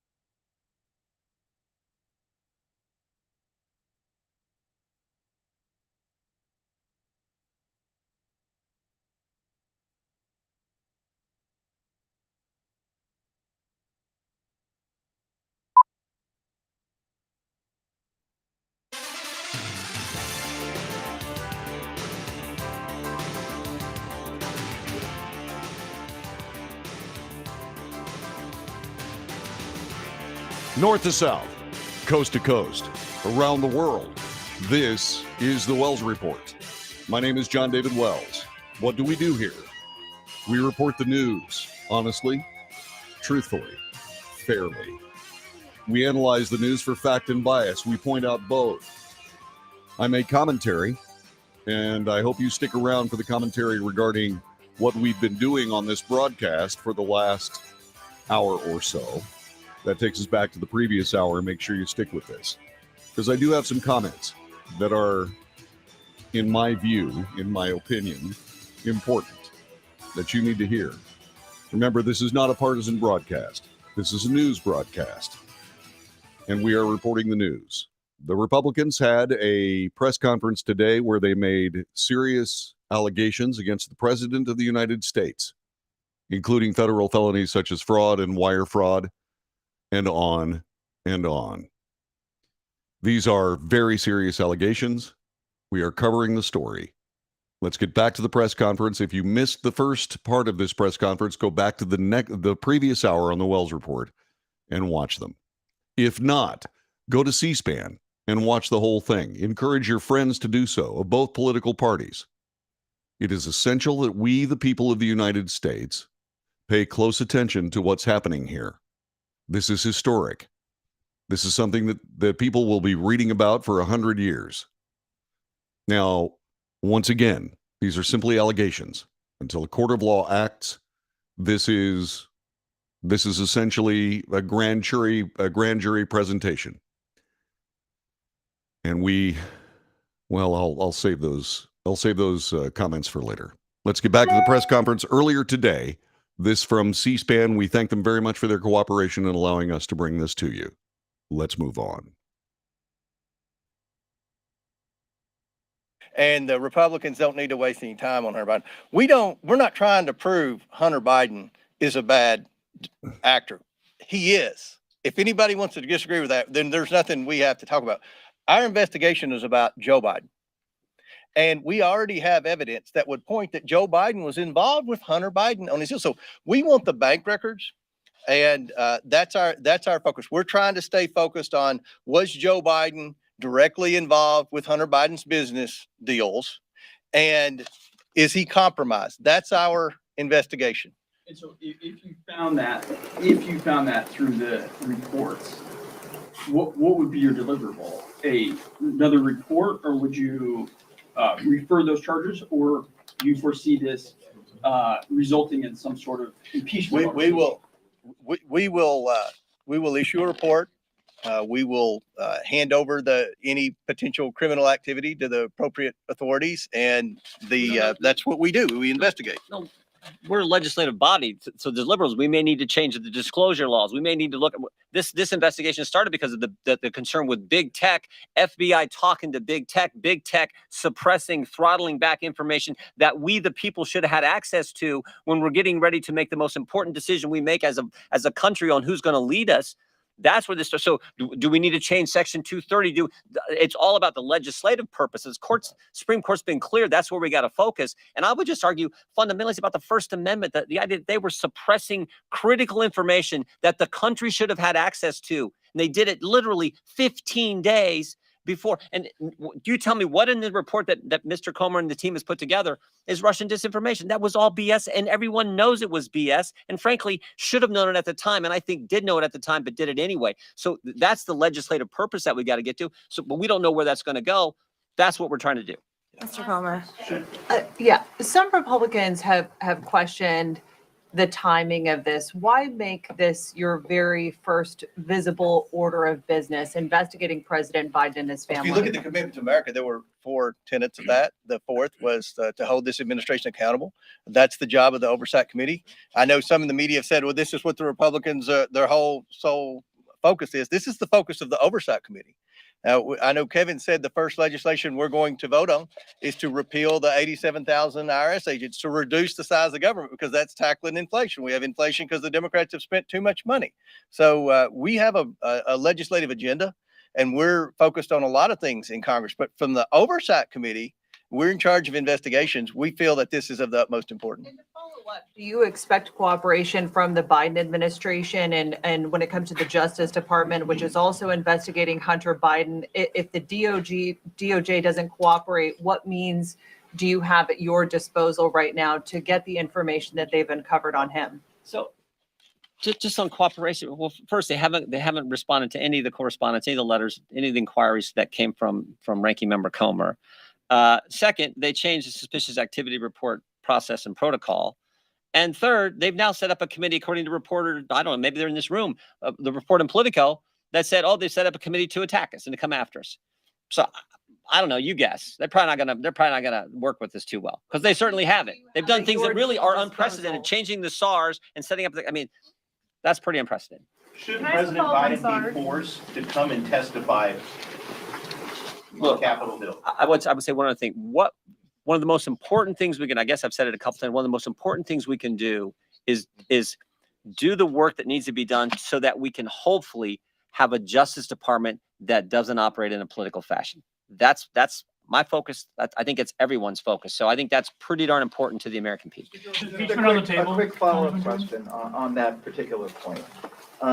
There's Maine Justice, and then there's Mr. Weiss in Delaware, who, as you know, was appointed by President Trump and initiated this investigation under the previous administration. Just generally, because some of these suggestions that have been made in terms of the investigation moving towards President Biden have not apparently, we haven't uncovered any evidence that that is currently being discussed in front of the grand jury in Delaware or in that particular office. Do you have confidence? Forget the larger question of the Biden Justice Department. Do you have confidence that Mr. Weiss is doing a thorough job in his investigation? All I'm going to say is there shouldn't be politics anywhere. It should be driven by the facts, the law, the Constitution. We've had over 14 whistleblowers come talk to us. Every single one has said at the highest levels of the Justice Department here in D.C., the Washington field office and the Justice Department here in D.C., that is where the politics are involved. That is where the political decisions are being made. We have a concern with that. That's what we're focused on. Just to quickly follow on my follow-up, do you have any reason to believe that Maine Justice is attempting to influence the investigation? All I know is what the whistleblowers have told our office. That's what we're focused on. And I'll wrap it up with this. We'll all be available throughout the day for questions. I realize that congressional oversight doesn't have a lot of credibility in Washington. I blame Adam Schiff for that. We're going to change that. We're not going to talk about anything unless we have evidence. And that's how I started this out. You're going to be presented with something you haven't been used to over the past 4 years, evidence. And we believe that this is of the utmost importance. I've been watching the panels on CNN, everywhere else, where they say, oh, why are Republicans investigating Hunter Biden? Why are we wasting time doing this? This is an investigation of Joe Biden. I think we've laid out the evidence as to why we feel it's important. And we're going to move forward with that. We're going to do a lot of investigations. We're going to do a lot of probing. We're focused on waste, fraud, and abuse. There's no shortage of that in this federal government. Let me assure you that. And that's going to be a priority for this committee. Every member of this committee is going to have priorities in areas where they're focused on in the next Congress. And we're going to try to restore credibility to congressional investigations, and we're going to try to get the backs of the taxpayers, because the taxpayers are the one that's taking it on the chin. Catherine, I'll end with you. What do you make of the fact that the U.S. Attorney in Delaware has been investigating Hunter Biden and his financial activities for 4 years, and yet no charges have been brought? I'll say that, and then Jim can end with that. Look, the more you look into Hunter Biden, the more bad things pop up. I don't know if that's the situation. I don't know if he's getting resistance at the Department of Justice. From what I've heard, they're looking into the tax evasion. There's no question he's evaded taxes. That's why he got the Hollywood lawyer to loan him $2 million to try to get caught up with the IRS on his tax bill. But at the end of the day, we're focused on some things that I think every American needs answers to. And one thing that I've learned from talking to a lot of you off the scene here is that I don't think a lot of people realize the evidence that's already out there pertaining to Hunter Biden. And I don't think anybody realized that Joe Biden is in fact involved in a lot of these. He was in fact involved in a lot of these. So the goal from this press conference is to show you, number one, this is an investigation of Joe Biden. We're focused on the bank records. We're very specifically focused on the bank records and the bank violations bank violation. And remember, Congress used to have access to the bank violations until Joe Biden changed the rules, which that in itself should be a front page story above the fold. I'm not telling you what to do, but that's pretty odd that he would change the rules to do that.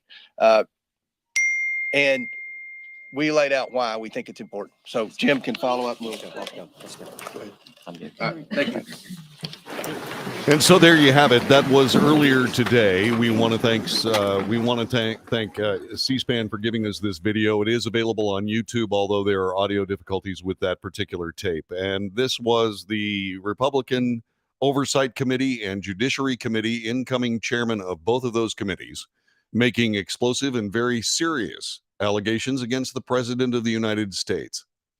They involve crimes that are federal.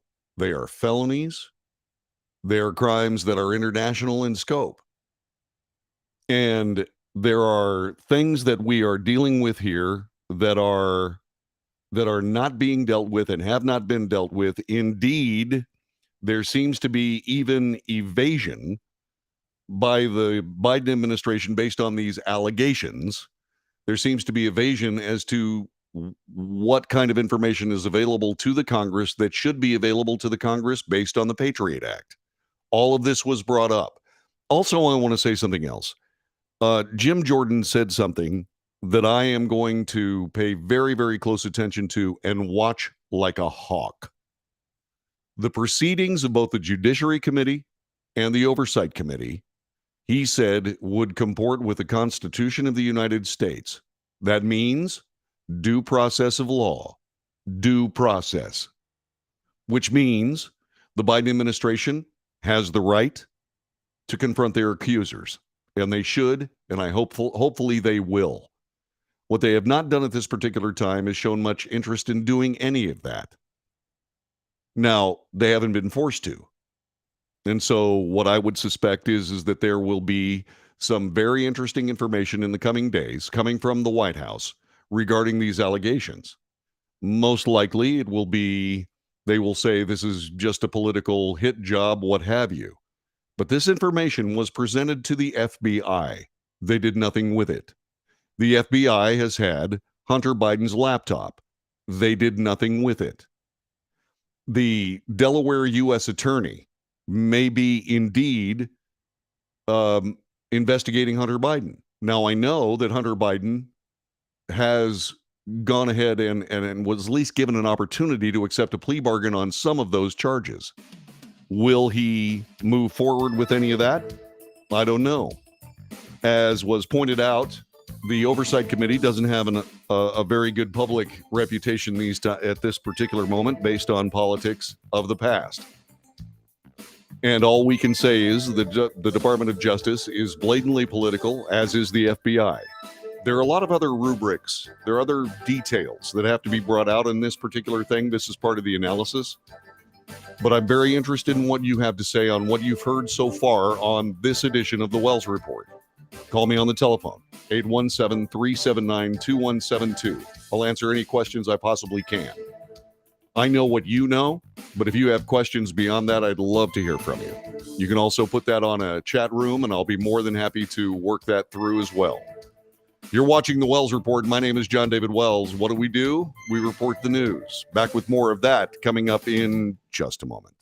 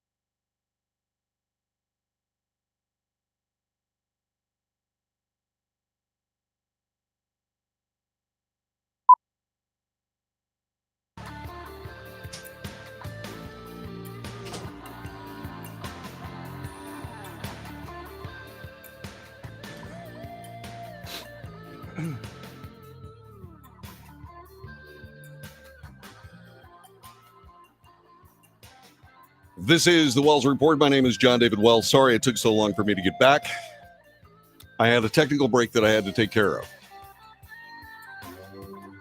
Anyway, so I remember earlier this morning, I was going to get my hair cut, and I heard this press conference live, and I was shocked by a lot of the things I heard.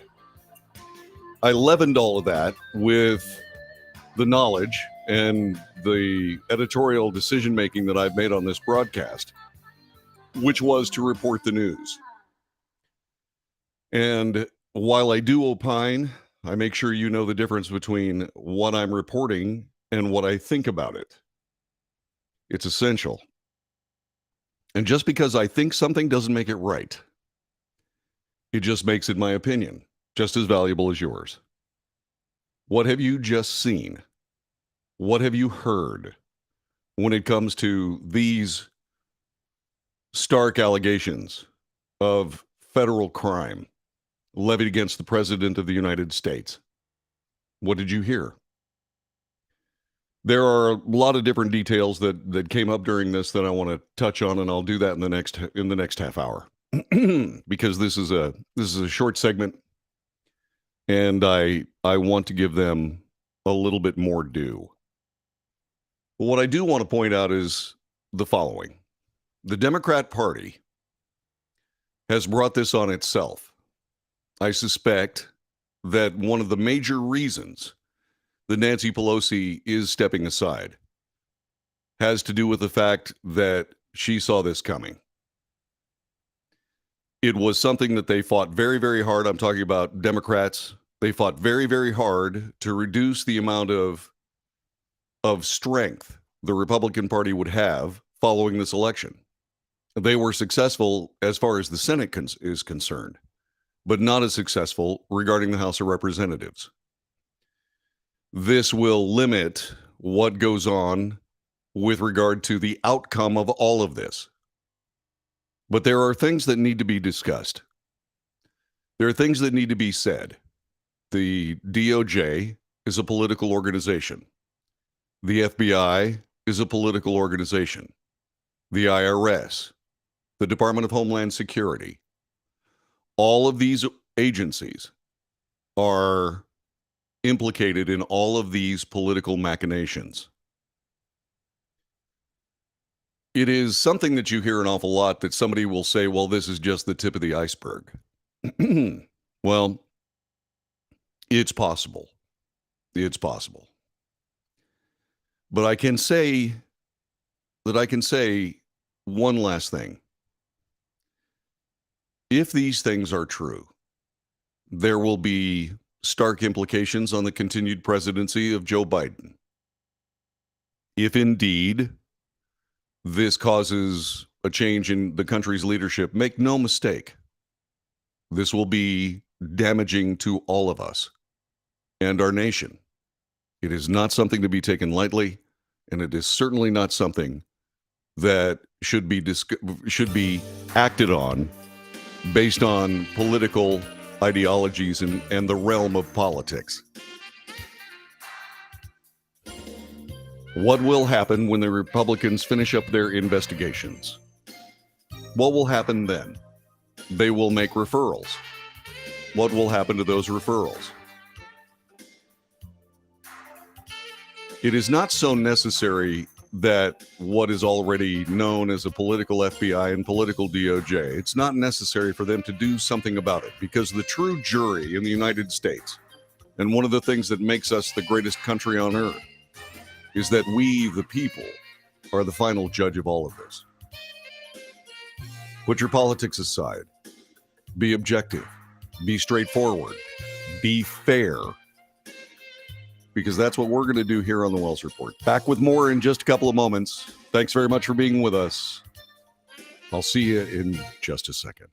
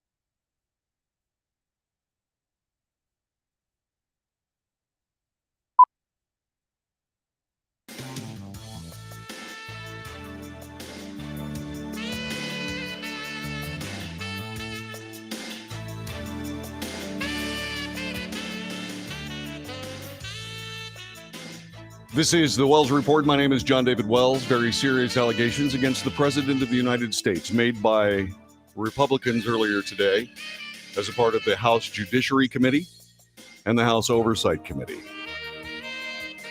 We are going to follow this story just as we have the other stories. And someone's already saying, well, wait a minute, you didn't cover the January 6th committee. I didn't cover the January 6th committee because it ignored the Constitution of the United States. There needed to be the other side of the discussion. That wasn't just my opinion. It was also the opinion of, who would have ever thought, Gerald Nadler, who was sitting on that committee. He said the president has to be able to defend himself, or this will have no credibility. They refused. There was no credibility. That doesn't make it news. That makes it political ravings. Now, you say, well, what about this? Are these political ravings? Okay, probably, but probably not as well. There are problems regarding this interaction of the Biden family with many other countries. And there seem to be outright provable and indeed public information that points to at least influence purchasing. Now, given the international nature of all this, that makes it a national security issue. The circumstances surrounding President Trump, even though he was accused also of international crimes, as we come to this conversation, all of those crimes were essentially, for want of a better word, debunked. Now, this is early. We're not going to try this case, and neither will the Republicans, in a court of law.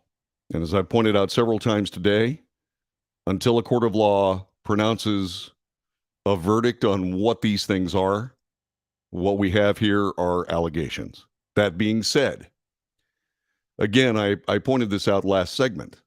The Democrats brought this on themselves. Nancy Pelosi said famously, the seriousness of the allegations themselves should be enough for judgment. That was chilling to me. You can say anything you want, but there is evidence to back this up. And to be perfectly honest with you, as I move to the opinion camera, when I saw that PowerPoint presentation slide regarding the possible purchase of American energy interests by China, and that entire slide was in Chinese, that changed things for me. That was stark and chilling, especially when you consider the president immediately curtailing energy production in the United States, just in time for a winter where that energy is going to be needed to warm Americans. These are very, very serious things. Now, we've heard from the Republicans. You've heard a little bit from me, more about that coming up in just a moment, but I want to hear from you. 817-379-2172 if you care to call. Otherwise, the chat room is open. Max said, remember, innocent until proven guilty, but so much of this has been swept under the rug with the assistance of the FBI and other agencies. Still, allegations have hurt many people. True.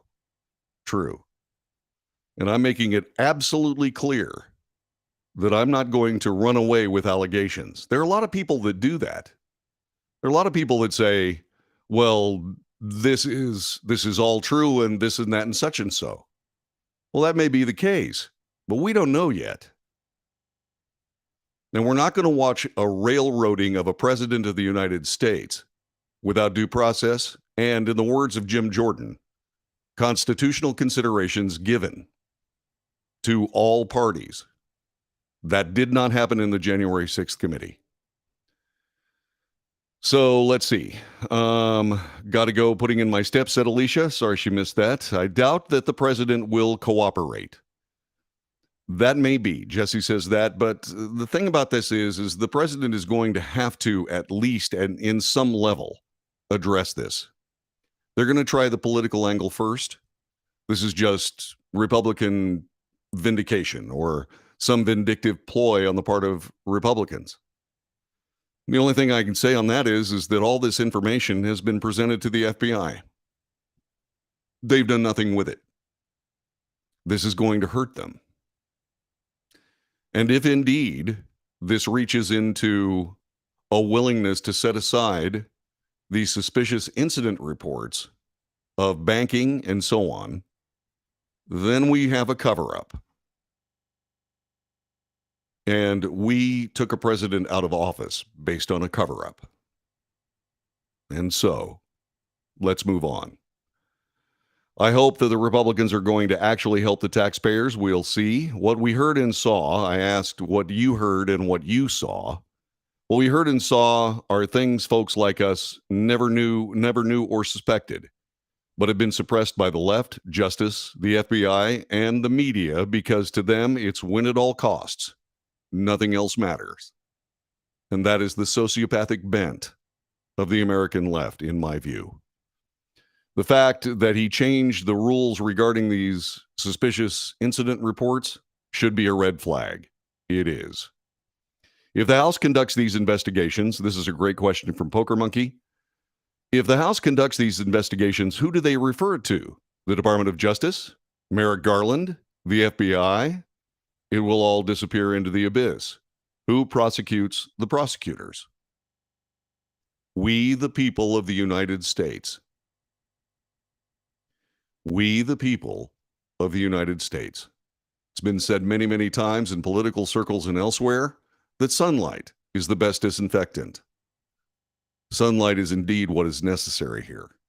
The Judiciary Committee will chase down the FBI, the Department of Homeland Security, the Department of Justice. They will chase this down. At least they say they will. But I was worried about this at the outset. I was worried about this. And the reason was, and I pointed this out several times, in the past several years, we have watched what appear to be incredibly huge crimes. And I pointed out that are these crimes too big to prosecute? And if so, how do we handle them? And once again, I came back to the American people. The American people need to know about this. They need to know what has been going on in their name. And by the way, this takes us back to big tech. It has been demonstrated that they have indeed suppressed all of this news. Facebook, at the urging of the FBI, to suppress this news. This is huge. And I don't say that very often unless it's huge. And this is. Poker went on to say, January 6th, President Trump held a rally, said to the people, we will now march to the Capitol and peacefully and patriotically let them hear our voices. That's what he said. That was all swept aside by the January 6th committee. He then moves on to say, the end. Well, not exactly. All we have is allegations. All we have now, allegations. Biden and son, the FBI, the Department of Justice make Watergate look like tiddlywinks. Well, lying to the FISA court in order to obtain warrants to eavesdrop on President Trump's campaign workers and thus have a spreadsheet by a famous spreadsheet by Susan Rice, keeping track of all of these operatives for the Trump campaign, up to and including where they're having lunch. That stopped me in my tracks. There's also something else that has to be pointed out here. The Patriot Act made all of this possible. Every bit of it. When the Patriot Act was passed at the end after the 9/11 attacks, I said, I'm concerned about this law. I understand we have to do something. But this law was designed to keep tabs on international terrorists. Since this law has been in force, it's been used to chase down county commissions. It's been used to eavesdrop on people around the nation for political purposes. Once again, this is not an allegation.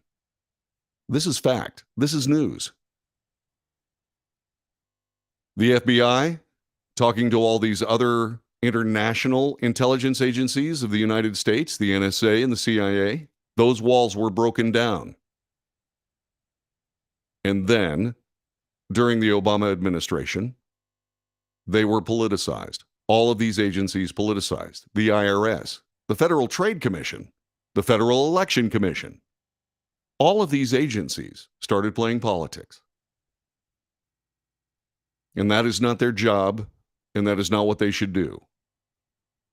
Another stinging indictment, not spoken by the Republicans today, have to do, or lightly touched on, has to do with the fact the mainstream media has suppressed this story as well. The free press of the United States is essential to the freedoms and liberties we enjoy.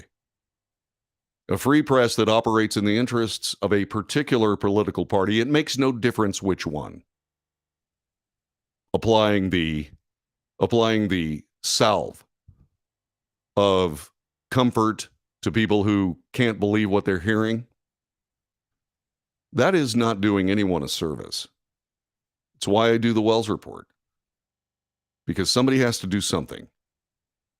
And I decided that whoever that person was had to be willing to tell the truth. I never thought that telling the truth would be so controversial. But the intervening 21 years has proven otherwise. I made a lot of enemies. I have done a lot of things that with this broadcast that did indeed create changes in the way our government is handled and the way people in that government operate. That was not my aim. My aim was to report the news. And so, in absence of the mainstream media doing it, I said to myself, once again, that person that tells the truth, that reports the news, and does all of those things, must do so for the right reasons. He also has to be crazy as hell. I happen to fit both categories, and here we are. Let's get back to, if you're just joining us, the Republicans made some incredible allegations against the President of the United States. As reported by Fox News earlier, Republican Representatives James Comer and Jim Jordan alleged at a press conference today President Biden was actively involved in overseas business dealings alongside his son, Hunter.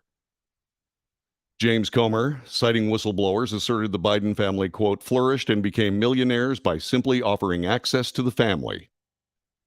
Was Joe Biden directly involved with Hunter Biden's business deals, and is he compromised? That is our investigation. Comer is the incoming chair of the House Oversight Committee. Jordan is expected to soon chair the Judiciary Committee. The representatives allege Hunter Biden and Joe Biden participated in waste, fraud, and abuse in international business dealings. The Republicans say they have uncovered evidence of a conspiracy to defraud the United States, wire fraud, violations of the Foreign Agents Registration Act, money laundering, tax evasion, and other crimes. During the press conference, Comer said he believed the Oversight Committee has lost much of its credibility in the recent years, which he blamed on California Representative Adam Schiff. And so that is the state of play, where we find it now. Now, where will this go? Well, I would suspect that where it goes is essentially going to descend to a political outcome, and that saddens me. I wish the FBI had done its job. I wish the Department of Justice would have done its job. Much of this occurred during the Obama administration when Joe Biden was vice president. If the FBI had done its job, would there be a Biden administration? The answer is very likely no. But because they did not do their job, we have, as alleged by the Republican Party, a criminal president of the United States.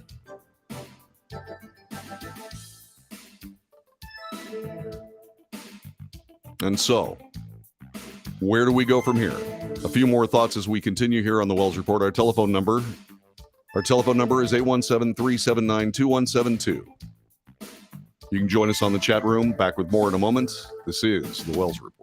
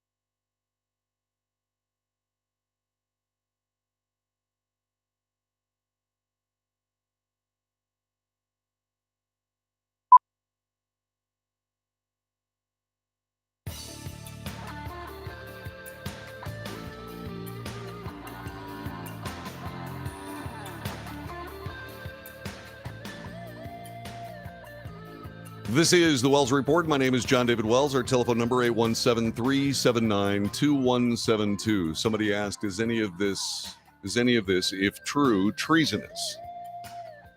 Treason is one of those laws in the United States that depend greatly on intent. It is not my belief that even if these allegations are true, that any of them have to do with the need or the desire to damage the United States as a nation. In my view, this is about chasing money.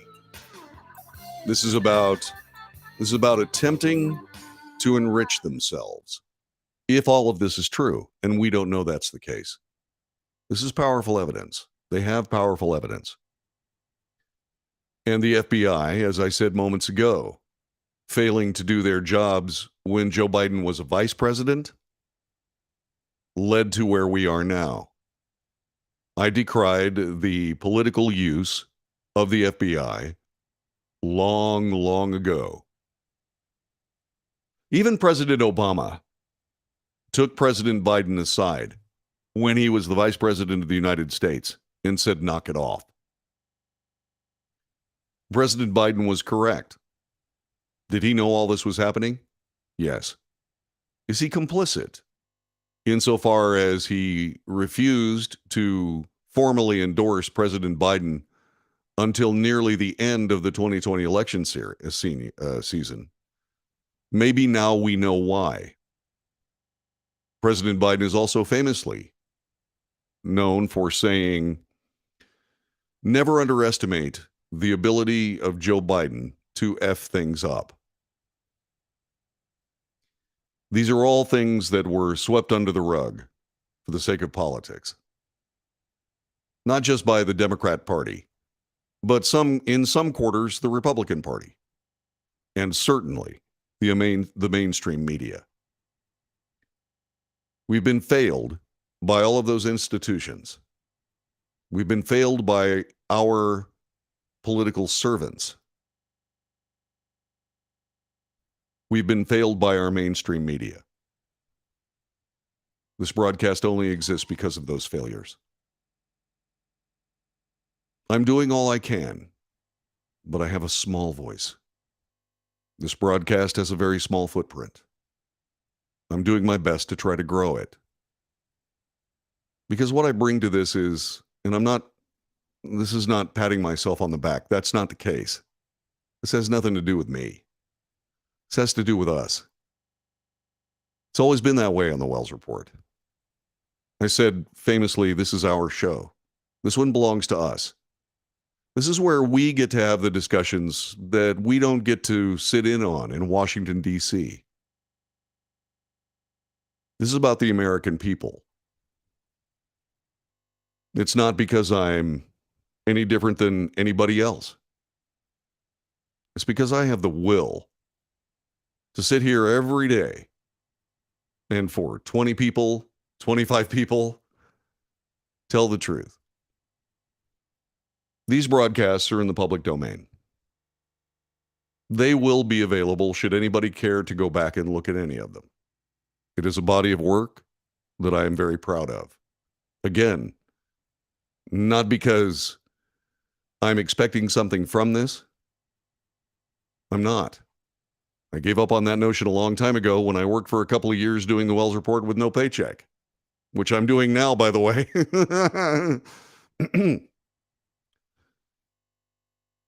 I'm doing it because it must be done. I've said on this broadcast several times that the toughest part about doing this job is not necessarily getting things wrong. Sometimes the toughest part of this job is getting things right. Because it hurts me. It hurts me that we have a president that these allegations can be made of. It hurts me that there are people out here that would use the American people and their faith and their votes as nothing more than a way to make money. For money? If you're elected to any seat in the United States, and most certainly the presidency, the act of faith between you and the people you are the president of should blow all of that away. And I'm sad that it doesn't. I'm sad that it hasn't. We must remember that these are allegations. We must remember that there is due process. We must remember that even though a president that we may have voted for was not offered any of these protections by the Constitution of the United States, there is a time when you have to stand for that document. This broadcast does. It always has. It will also call to the people that serve us to do the very same. I was very, very glad to hear Jim Jordan say those very words today. If he does not do that, he will be hearing from me on this broadcast and other ways as well. Emails, telephone calls. But I will not stand silent and allow evil to flourish and triumph. This is the Wells Report. Thanks very much for joining us. Share this broadcast with your friends, especially this one. See you tomorrow. Okay. I got to be honest. This one hurt. Ow. All right. What else do we have here? Good night, Yvonne. Thank you very much. Divide and conquer. That's what both sides are doing. We must stand true and strong.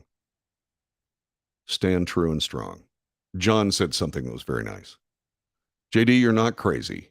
Well, maybe just a little, like all of us. You're a patriot concerned with the direction of the country. That is correct. That's all there is. I have a wonderful, beautiful life. I've been gifted with all kinds of things. I just can't stand by and let this happen. Whether it serves the political whims of the people of the United States or some people of the United States or not, I just can't stand by and not let fairness and truth reign. Unfortunately, I got this broadcast. I hope you enjoyed it today. You be safe. By the way, before I go, if you're in the neighborhood, I'll be playing tonight with the traditional blues band. I'll be playing drums at the Dream Tacos in Bedford, Texas. Please come and see us for two reasons. If you love the blues, this is great. I get to play with recording stars. Not that I belong playing with these recording stars, but I have recorded once or twice. All I can say is that I'm very fortunate to be able to play with these guys. And if you like the blues, you're going to hear some real blues tonight. Well, except for the drumming. And I fake it well.